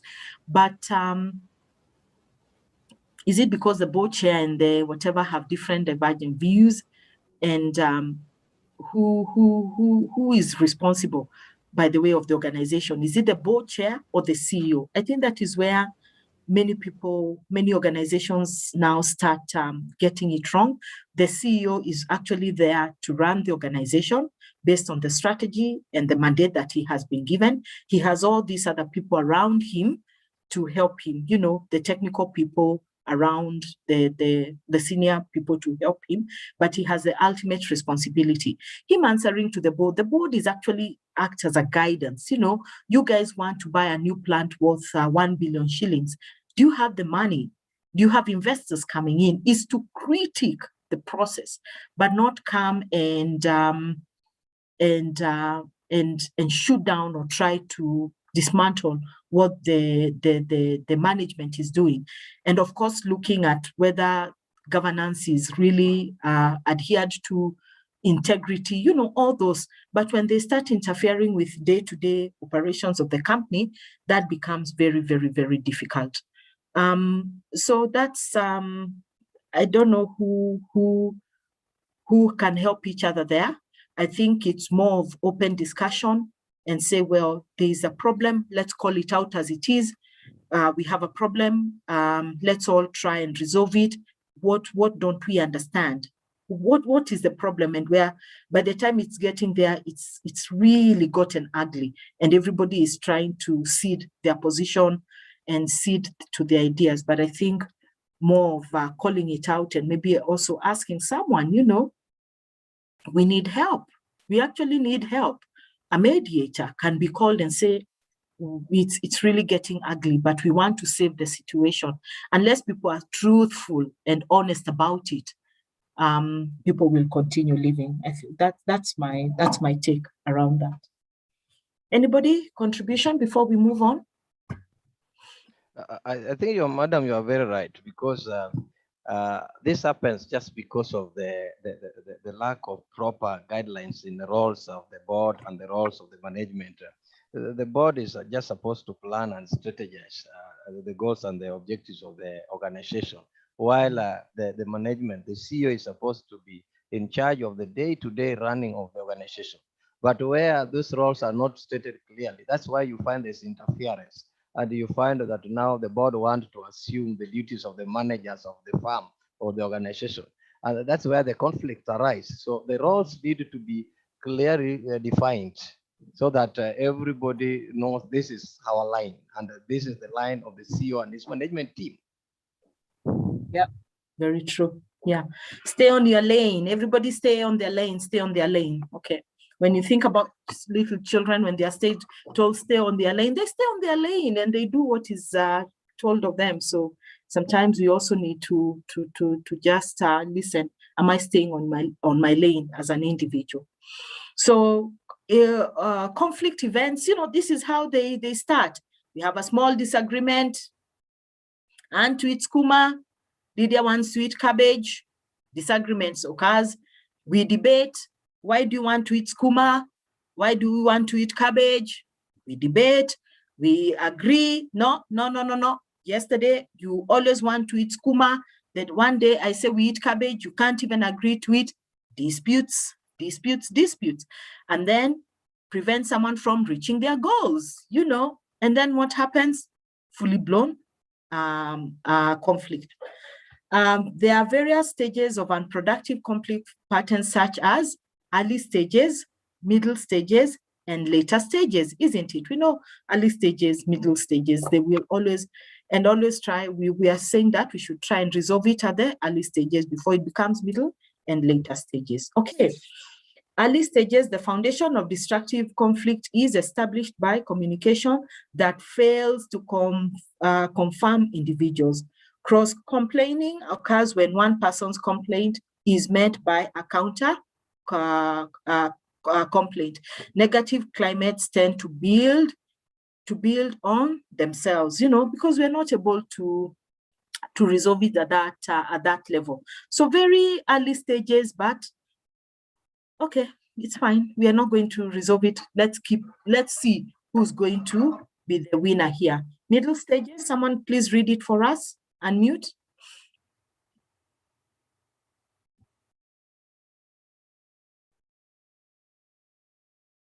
Someone read for us, please. Unproductive conflict patterns. Yeah, thank you. Middle stages. Once a negative climate has been set, it is stoked by other unconstructive communication. Almost everything is thrown into the argument. Focusing on specific issues resolves conflict constructively, marked by frequent interruptions that disrupt the flow of talk. Yeah, because we are trying to talk. You're trying to talk. I'm trying to talk over Carol. This is what you say. No. Let me finish. Think about that. Yeah, Carol, please continue. The late stage. Later stages, solutions become the focus. Each person's proposals are met with counter-proposals. Excessive meta-communication may occur. The communication patterns are discussed and never return to the issues. Communication that makes up unproductive conflict reflects egocentrism, dogmatism, and is self-perpetuating. Unproductive conflict doesn't involve dual perspective, and it seals off awareness of common grounds. Okay. So at this later stage, trying to resolve the conflict, and everybody's proposal is met by counter proposals. We are trying to see what's going to happen. So as we progress, where would we want to stop the conflict? That's the most important thing. And productive conflict doesn't involve dual perspective, and it seals off awareness of common ground. That's what we are saying.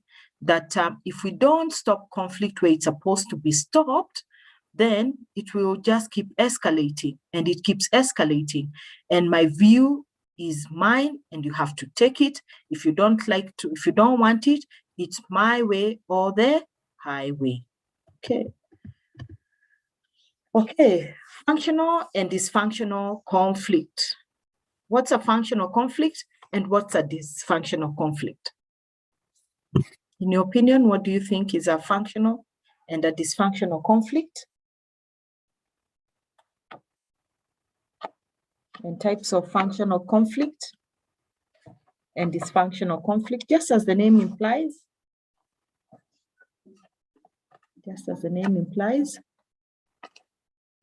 Let's look at it. Someone read for us and maybe try and explain, maybe with an example as well, if you have any. There's no pressure, just more of getting people to be more involved. Anyone? Feel free.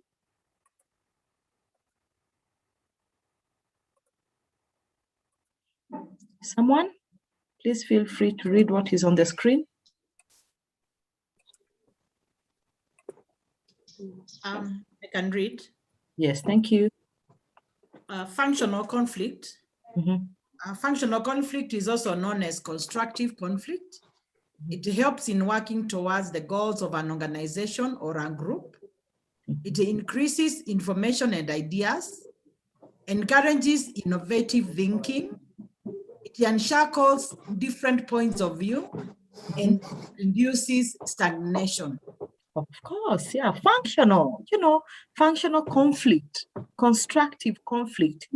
We are here and we have conflict, but we are working towards making sure that the goals are met. Thank you. Next, thank you very much. Dysfunctional, Lydia, you can continue. Okay, I proceed. Dysfunctional conflict blocks an organization or group from reaching its goals. There are two levels of dysfunctional conflict. Number one, dysfunctional high conflict and dysfunctional low conflict. Dysfunctional high conflict, this refers to what you typically think about the conflict, while dysfunctional low conflict is a typical view. Okay. These levels may vary among groups. Dysfunctional high conflict and dysfunctional low conflict. What you typically think about a conflict. This is what I think about this conflict. It cannot be resolved. It is bad. I don't like you. You started it, and what are we going to do about it? Dysfunctional low conflict. Okay. Typical view. Well, this is Catherine. That is always how she acts. So really, so be it. Types of dysfunctional high conflict. I continue? Yes, please. Types of dysfunctional conflict, dysfunctional high conflict is characterized by the following. 1, tension, anxiety, and stress. 2, drives out low conflict tolerant people. Reduced trust or leads to reduction of trust. Poor decisions because of withheld or distorted information, and excessive management focus on the conflict. Yeah. You can even see from the picture, they are really, high conflict, high tension, and all. We talked about the symptoms earlier, what happens there. Of course, I don't trust you anymore. This is what you do all the time. The anger is actually eminent. Anger is really eminent. And let's not just think about conflict at, Alice, please mute. Let's not just think about conflict at the workplace, but also let's think about conflicts as us as an individuals at the home front. When we have disagreements and conflicts at the family front, which is the fabric of society, what happens is that we do what? We now take it to the level of the workplace. And because we are not able sometimes to control ourselves, we've come with so much anger from home, and this is it, we take it to the workplace, and we are not able to contain ourselves. That's why it is important to be self-aware of who you are. We are not saying that that the disagreement will come out of you. You're still the same human being. You need to go to work, but I think also at work we should have safe spaces where you can come to maybe to HR or to your line manager, especially to your line manager, because that's the person you work with every day, and say, boss, and when you see me not at my best today, this is what has happened.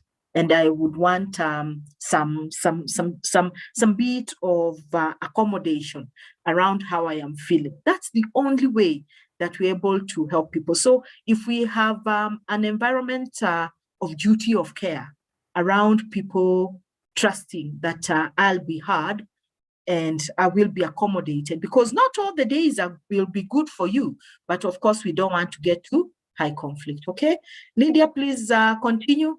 You seem to be the one leading us here.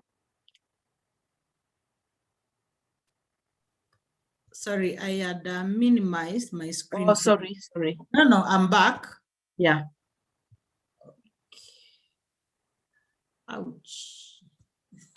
All right. I proceed on dysfunctional law conflict. Yes. This is characterized by the following: one, few new ideas, poor decisions from lack of innovation and information, stagnation, business as usual. Mr. Hawa ni wale watu, Mr. Kishida. Hawa ni wale Mr. Kishida. Hawa ni wale utaniona. One of us has to win. You know, one of us has to win. Huyu ni nifanye kazi yangu, kuwa mpole, vitu kwa ground ni different, nyinyi hamjui, mimi wacha nifanye, nitakuja. Lakini there's no motivation. It's very low. And most of the people, most of our organizations are actually dysfunctional, low conflict organizations. By the time it is getting here, it is really on a very magnified scale that we really don't want to get here. But half the time is here. You know, there's conflict. There is conflict because we've not addressed it. After all, the boss is the one who has said, I'm of a different opinion. I have said it before. It was not whatever, but I don't want. I'm of a different opinion, but okay, let's agree to disagree. I will just do the bare minimum and then I go. Any reaction? Any comments there? Feel free to unmute yourself. Any comment? Any comment? Feel free to unmute yourself and reaction. Is this what happens at our workplaces? Business as usual. Mambo ni different kwa ground. I like that phrase. People use it all the time. Okay. So symptoms of dysfunctional high and low conflict. So what happens is when it's dysfunctional high conflict, of course, we see that what happens as we go along is that we have a low trusting environment, low trusting society. And by the way, sorry to say so, is that Kenya, we are a low trusting society. Just like that, research has shown, by the time I trust you, you need to win my trust. Compared to, you are a human being, I trust you, I want the best for you. We start from low trust and build the trust. Information distortion, tension, antagonism, stress, sabotage of organization, production, and products and services, you know. And then symptoms of dysfunctional low conflict, denied differences, repress conversational information, prohibit disagreements, avoid interactions, walk away from conflict episode. And we know many people are like this. Unfortunately, managers don't want to address conflict. Managers sometimes can be very indecisive, and that's why it is important to really try and get your managers attend a course on conflict management, because conflicts will always occur at the workplace. By the time even these low dysfunctional symptoms, look, deny differences, you know, we are different. We have that difference. And that difference is going to cause productivity, definitely. We become a very standard and mediocre kind of organization. And we wonder why we are not moving forward. We wonder, hey, we never move forward. Our competition is always moving forward. And as a result, you even not looking back, you say, it's a result of the conflict that we have in the organization. Any question? Any question? How do you help people who have conflict at the society level, maybe at work, at home, and then they come to the office? How would you help them? How would you help them?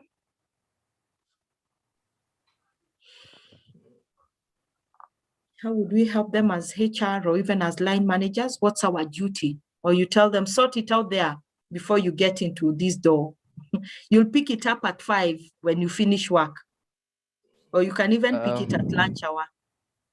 Madam, it's good to know that if conflicts are not sorted out, they will definitely bring problems to the place of work, and the productivity will always be low. So it's always very good to find out what your staff are undergoing and try as much as possible to sort out. I can remember in my case, I normally try to find out for my staff the problem they have. Some you find that it's right from home. In cases where as an HR I'm able even to summon the husband to the office, I normally call them and we sit down in the boardroom and try as much as possible to resolve the conflict. Because if it's not resolved, this staff might be very good in the office, but because of the problem at home, they will always be unproductive and they will always be having problems. Because I remember I had a lady that would walk into the office every day and just start crying on her desk, and you wonder what's happening. Then you find it was something too small. It was just a problem with the relationship with the husband at home. When I called them and we sat down, we discussed this, it was sorted out.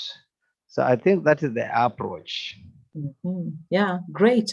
And you're lucky that both of them agreed to come round the table and meet you. You know, I guess it's also maybe just talks to your management style and being open and creating that environment that people can trust you with their problems. We are deep personal problems, you know, and come and say, well, I really have a problem. And you take it and say, can I try and assist? And of course, you have to invite people to agree to be assisted. You know, if they are willing, and of course, hoping against hope that the spouse will come, sit around the table, and resolve that conflict. Because you can see, well, yeah, and I like what you have said. Good employee, highly capable, and you don't want to lose them. And you're also looking at their emotional well-being. Well done. Yeah, never easy. That's why HR, you put on so many different hats. One day you're putting the mediator hat, the following day you're putting counseling, coaching, you know, and that's why it's important always to make sure that you can actually do what? Once in a while, check in and find out who's looking after yourself as well. Make sure if you have those opportunities also of your own money. Yes, Alice, welcome to the contribution. Thank you. I tend to think that for an employee to open up like that, it depends with the kind of relationship he or she has with his employer. Yeah. Or rather with their supervisors. Yeah. Yeah. So and also, like you said, the leadership style. If the leadership style is favorable for the two of them to sit down, open up, and for the employee to raise up the issues so that also the management can come in and assist, then that's good. But where there is strife, like you said earlier, employees will just feel like they'll just be laid back. And you see, at some point, they'll feel like there's no point of trying their best, how they can be able to solve conflict. They'll be just laid back, which will not bring any form of improvement in terms of how they relate with other employees, how they relate to their management, and even their work performance also. Yeah. Very true. Thank you. Thank you for just emphasizing that we need to create an environment of trust and openness for us to be able to have balanced people and being able to say what's happening and being able to resolve some of the conflicts even at a personal level. So thank you. Thank you for that. Anybody else? Anybody else? Okay, great. That's very good conversation. Thank you for that. So types of conflict, levels and types of conflict, level of conflict, organizational, within and between organization, groups within between groups, individual within and between individuals. Me, I'm just taking an example. Me and Alice have a conflict. You're on the first of the panel, Alice, that's why I took your name. Between me, between groups, we know groups, accounts and finance, there's a conflict. You didn't give us the training budget. You think that we just train for free and we want to send people for training. Conflict. Finance, there is no money. There is money. Then if we don't train, people will not be able to be productive. So, that's a small whatever, but it can escalate to anything, within and between organizations, maybe we have conflict. Let me take this one, where there's there's Bata and there's another shoe company. What is it called? Umoja. So Umoja also manufactures shoes.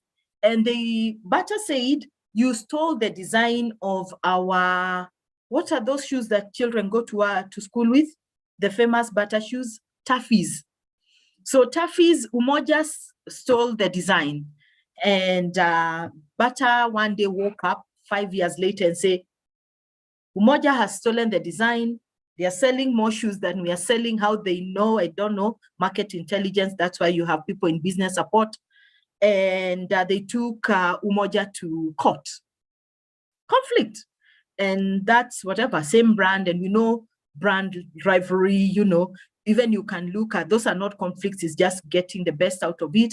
When you look at when adverts are coming, you can see today Omo is advertising. The next week, the next brand, Aero is advertising. When you go to the supermarket, you see all of them have dropped prices. For the consumer, of course, that is good for us, but it's, of course, it's competition, but it's not rivalry, but it's competition. But of course, that there could be conflicts between organizations. You could also have you have the mother organization. Alice, I'll give you a moment. Thank you for raising your hand. There's the mother organization, and you guys do a different product, and organization B does a different product. But you don't seem to work together. You don't seem to get along together. Or even head office, what a head office does, the branch offices do things very differently. And then we always say, head office does not know what happens at the ground level. They should come and see, different. And of course, so different types of conflicts between groups, between individuals, and between organizations. Mary and Alice, please unmute yourselves for your contribution or reaction. Sorry, I raised my hand accidentally. Okay. Sorry. Okay, yeah. Mary? Reaction? Reaction? Or anybody? Reaction? Branch offices and head office?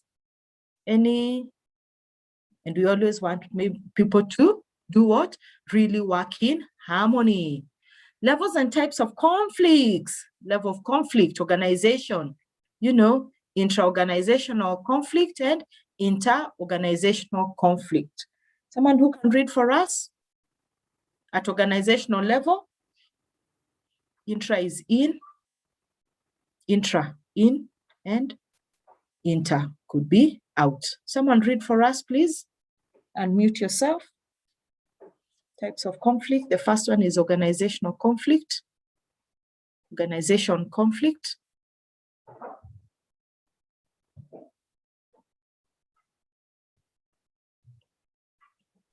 Okay, I'll go.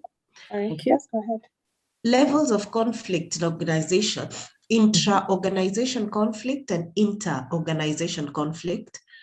Conflict that occurs within an organization, we're talking of intra now, Such a conflict occurs at interfaces of organization functions. It can occur along vertical and horizontal dimensions of the organizations. Vertical conflict.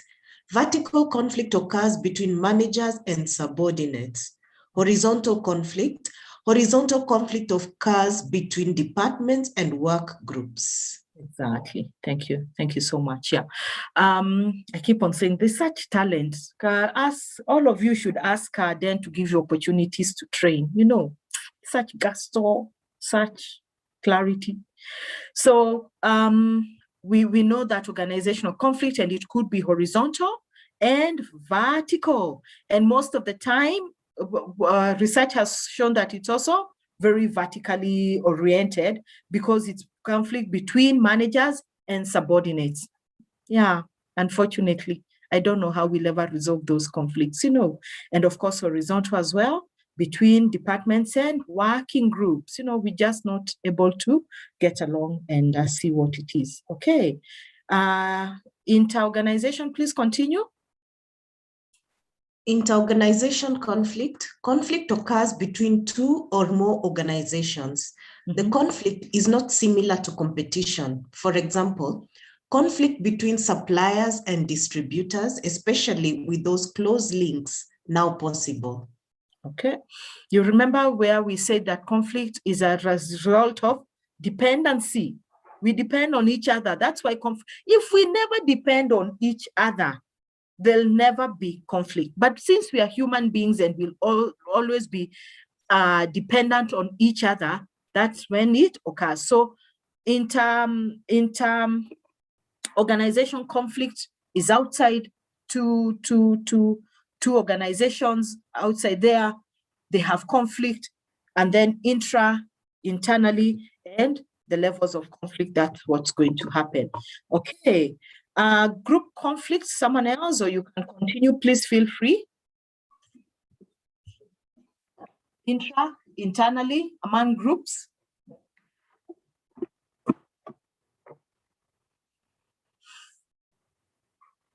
Intra-group conflict, anyone who's willing to read, or I continue? Okay, intra-group conflict. Thank you, Carol. Conflict among members of a group, it usually occurs in early stages of group development.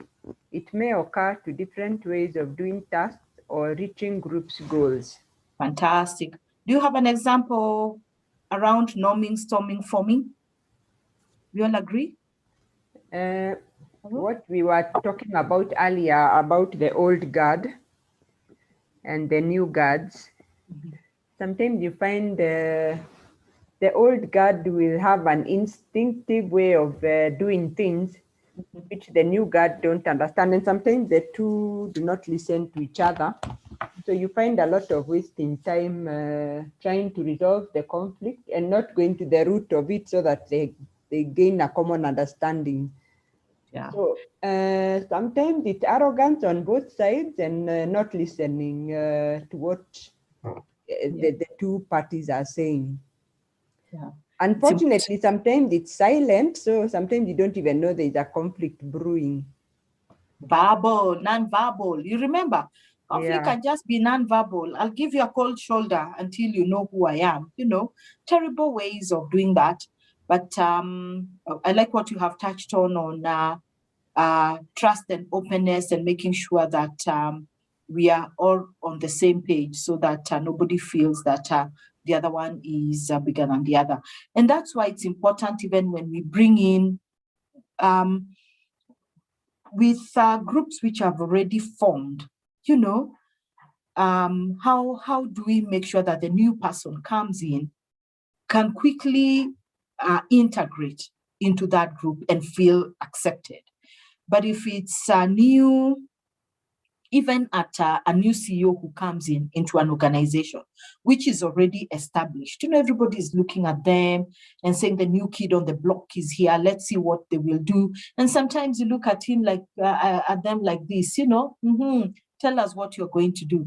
It's important just to make people quickly settle in and feel successful. It calls for elaborate onboarding sessions, onboarding programs on your part as an organization. Look at your structures, your performance management systems in the organization, very important. But if it's a new, I remember joining an organization which very successful, was very happy working there. One of my happiest moments working, whatever. The senior management team, we came in like 4 people because they made a deliberate decision that they needed to inject new whatever. We worked along. The CEO also came in much later, maybe 2 years later, new CEO, because the other one had been promoted very, very well. And there was a time that we just needed, we called it out and said, guys, forming, norming, storming has to start.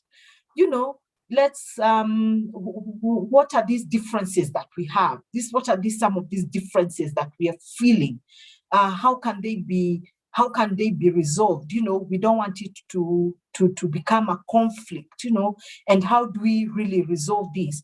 Is there a difference of opinion that you feel that whatever, because we all came from corporate and you're wondering, why are things slow here?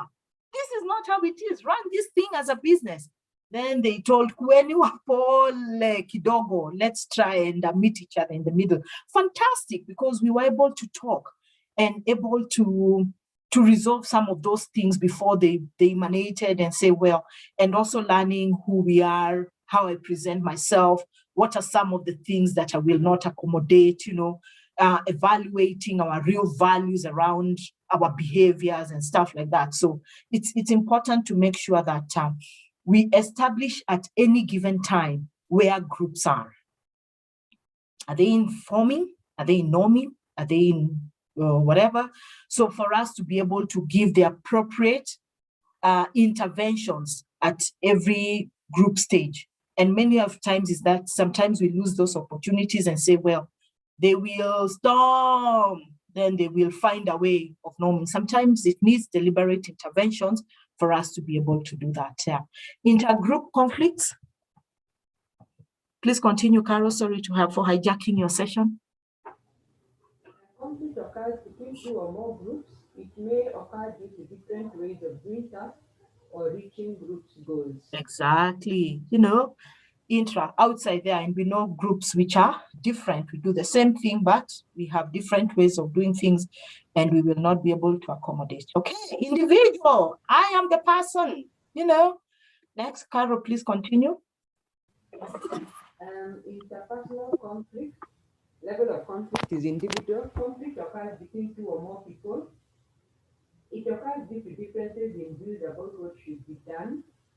It requires more effort and more resources to get a task done due to the conflict. Differences in orientation to work and time in different parts of an organization. Exactly. We all know this. We've discussed this from the time we started. Most of the time in the organization is interpersonal conflict. 2 of us do not agree. And we said, resolve it there before we can escalate it. And it's the line manager's responsibility to resolve conflict, okay? Intrapersonal? Interpersonal conflict occurs within an individual. It is a threat to a person's values. It occurs due to a feeling of unfair treatment. It may occur due to multiple and contradictory sources of socialization. It is related to the conflict of people's opinions, actions, or characters, and the feeling of unfairness. Fantastic. What does that, what is, let's unpack intrapersonal conflict. This is me, myself, and I. Me too. Interpersonal, between 2 or more people. This one is within an individual. Me. Let's talk about it from an organizational context, because this is where we want to really now start understanding, interpersonal conflict, very clear most of the time. But again, intrapersonal conflict is where people are labeled as difficult. I think, first of of all, I would say, just to think aloud, that I need to be self-aware and to know that I am having this internal conflict. How far should I go? So even as I'm looking at the other, what I'm thinking of as unfair treatment, I need to know where are my boundaries and not to get so emotionally involved in my own interpersonal conflict. So I think I need to be self-aware first and foremost, and also to know what do I want to do within this particular situation, so that I don't get into anger management at the end, or sounding like I'm whining, I'm not being treated fairly. To first realize where is my ground. Exactly. Yeah. Knowing who you are, emotional intelligence, knowing your circumstances, your environment. How am I expected to contribute? How is my contribution taken? What are the opinions of other people? You know, and not always feeling the victim and thinking that, well, people are not understanding. And unfortunately, sometimes people with low self-esteem can always lead, well, I'm always picked upon, and how do I stand ground for myself? So that's why it's important as a manager to really try and bring everybody together in your team. Catherine is very introverted. How do I make sure that she feels that her contribution is felt and heard? You know, when there are opportunities for Catherine to speak and create those opportunities, let her do so, you know. And this very extroverted Catherine, you know, also let her at the appropriate time, not all the time contributing at the meeting. So just making sure that you can do that here. Okay. Anybody else? Alice, did you want to contribute? Intrapersonal conflict? Yeah. Yes, I think, but I also stand to be corrected. Intrapersonal conflict could be also whereby you are asked to make a contribution regarding a certain task, and you know very well the direction that maybe the management wants to take. It diverts from what you term as values. So there are things you need to do, and you know very well, according to you, you'll be bending your standards, but it is to secure your job and to secure also the company interests. But you know very well that is not what goes together with your values.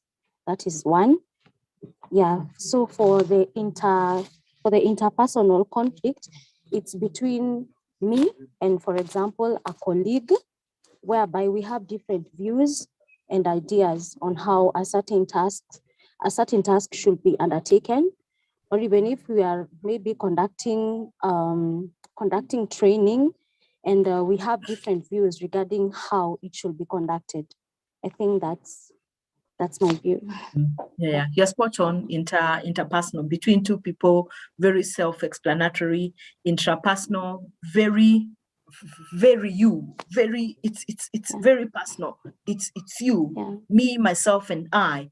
And conflict occurs, you know, I've been told to bank this check, and you know that the customer called you and said you should please XYZ company, please don't bank that check because it's going to bounce.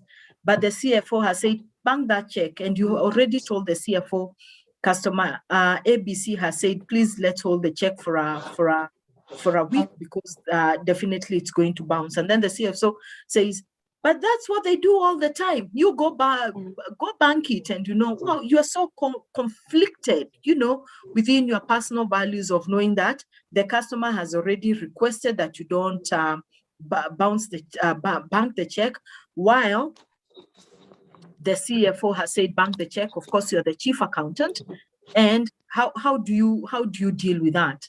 Very difficult, because you're trying to secure the credit line of the customer who gives you business, but the CFO on this other side is saying, do this, whatever. So sources of threaten to people's values of where do we match ourselves, or even being told to do something that goes against the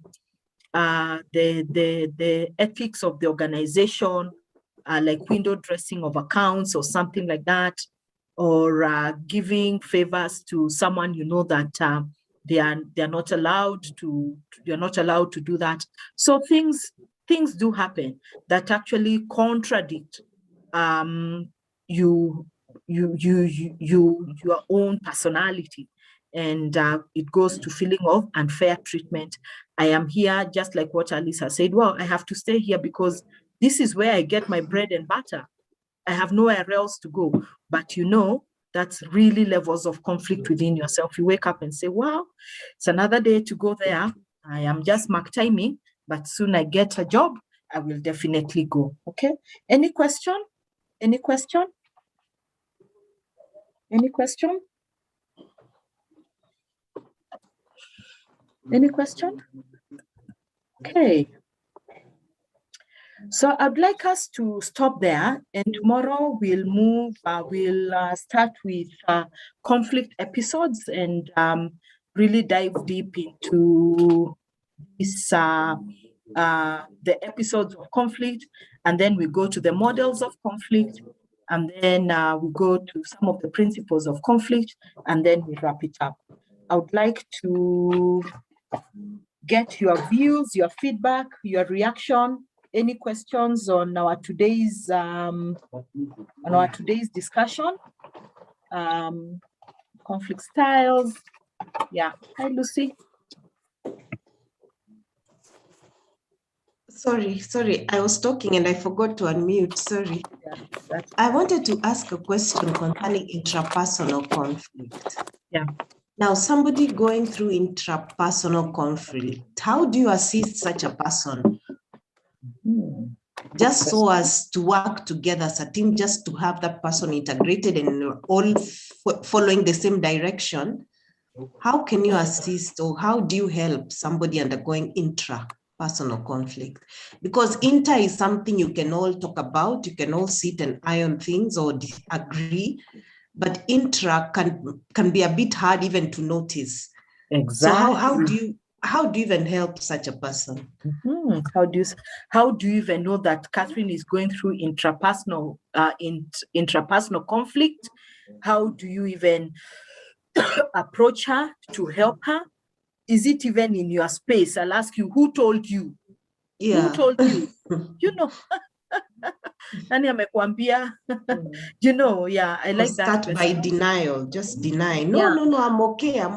But you can see there's a change. There's a change, that person. So I like that. I'll throw it to plenary. Intrapersonal. How do we even start? You know, like what we have discussed, you know, the well-being of your team, doing a health check on them, a round of checks, you know, you will know maybe, this is not the same Catherine that we see all the time. You know, creating those environments to be able to enable people to come and talk to you in confidence, you know, but how do we start? I want to and try. Then you'll be told you are snappy, you like to know it. I want to give a try on the how. I think for me, bottom line, it begins with forming, what do you call it, relationships. Because I'm thinking to myself, when I have a personal conflict, one, I would want to safeguard my image as much as possible, especially in the workplace. So for me to get to a point where I can get vulnerable to you and share with you what I am going through at a personal level, it will take a lot of trust. And so you may not be, maybe as an HR, you may not be the right person to actually get it out of the person. You may need to go to get them through a close person or a friend or close colleague that they are able to trust and open up to. Then through that channel, when you seek consent from the person to get help. Because you see, it is one thing to have a conflict and it's another one for me to accept that I need help actually. So get the person to admit and possibly to share with somebody else they trust. Then through that other person, find a way of addressing it, either through counseling or through getting their consent to get help from an external person. So you only facilitate the help. You may not be the person providing the help. Facilitate. Yeah, Alice and someone else has raised their hand. Can I see the person? Okay, Alice and the other person. Yeah, a person who is undergoing intrapersonal conflict, which is conflict within oneself most of the time, I tend to think they really need a lot of emotional intelligence on how to handle certain situations. One may not necessarily be trained, or rather be seated down and talked to regarding on how to handle certain situations, but it really entails a lot of emotional intelligence, either based on some training somewhere, or some things are just instincts, like you can just know how to maneuver through also, so that it doesn't create conflict between yourself and the people you are working with, or rather the environment you are working in. Yeah, it really entails a lot of emotional intelligence. Yeah. Emotional intelligence, endearing yourself, knowing who it is, whom you can talk to as a third party, like what Lydia and Alice is saying. Yeah. Anybody else? I wanted to maybe chip into what Alice has said about emotional intelligence, because a lot of the times, some of these conflicts are not worth a lot of attention. Something is just the way you react. So I think I'm trying to imagine what Alice is saying. I have emotional intelligence. I'll be able to see now this person, how far can we argue about this thing or debate about this thing? So sometimes I think you just need to choose which battles to get into and which ones to let go. And then also, I think you're thinking of intrapersonal conflict as something very extreme, but I also think that we go through it all the time. When you've gone to finance for a payment, and then this other person is not seeing your side of view, or you go to legal and the lawyers are thinking you're being a bit casual about this particular case coming up, I think it's you now to build your argument up front and see which battles do you really need to get so emotionally involved until I'm going for counseling. Yeah, choose your battles. Of course, there will be magnitudes of how far, the scale of the intrapersonal conflict. You know, some things are everyday. And you remember we said not all conflicts will be resolved. We will have conflicts every day, but you will be able to know that there's a problem with Catherine. And it's when you ask everybody, how is you find out that Catherine is not in conflict with anyone in the organization. But when you look at her, she's subdued. She's not the normal Catherine. Her productivity has started waning, and how do we help her? So you can see and tell signs, and how do you approach her without her saying, keep to your lane, my friend, I know what I am doing.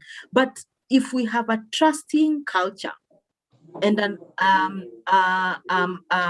supervisor, like what's his name, who said and came and said, I called her, I asked her what is the problem. She opened up to me. It's because people already, you have a connection. And you remember what we said about management of conflict. If you don't take anything out of this session, which I'm sure you've taken tons and tons of things, is that conflict management wants to build stronger relationships, and I like what Carol is saying, is that those ones will be there every day. I go and legal just wants to finance, they just didn't understand, but it's okay, it's not too bad. So it depends on the scale and the magnitude of weight. Yeah, Alice, you have your hand up, and someone else also had their Sorry, I keep forgetting to put it down. Okay, that's fine. That's okay. Anybody else would like to add anything there? How do we identify it? We can only identify it by being very close to people, knowing who they are, their level of productivity in the office. And if it starts going down, you can always reach out. But for you to be able to really know what's happening to every individual is to create that enabling environment. If you don't have it, no matter what happens, you'll never get to know. You'll never get to know. So it starts with the culture that we have in the organization. Great. I'd like to us to stop there in terms of that question. And is there any reaction to today's session? Reaction, feedback? Reaction, feedback before we say see you tomorrow again at 8:30 as we finish the module. Was it useful?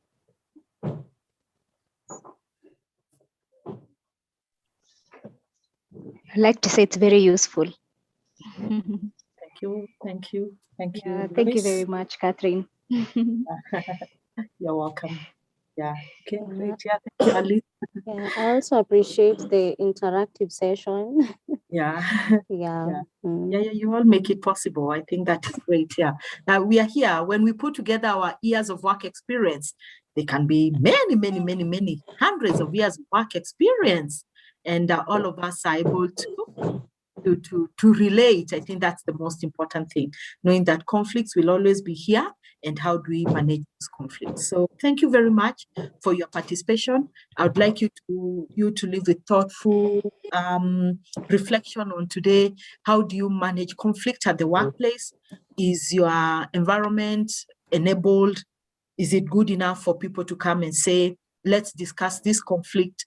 Are your teams, what levels, at what areas are your teams are norming, forming, staging, whatever those stages? And are there any undercurrents that you need to resolve? So, and also look at your policies in conflict management, governance issues and stuff like that.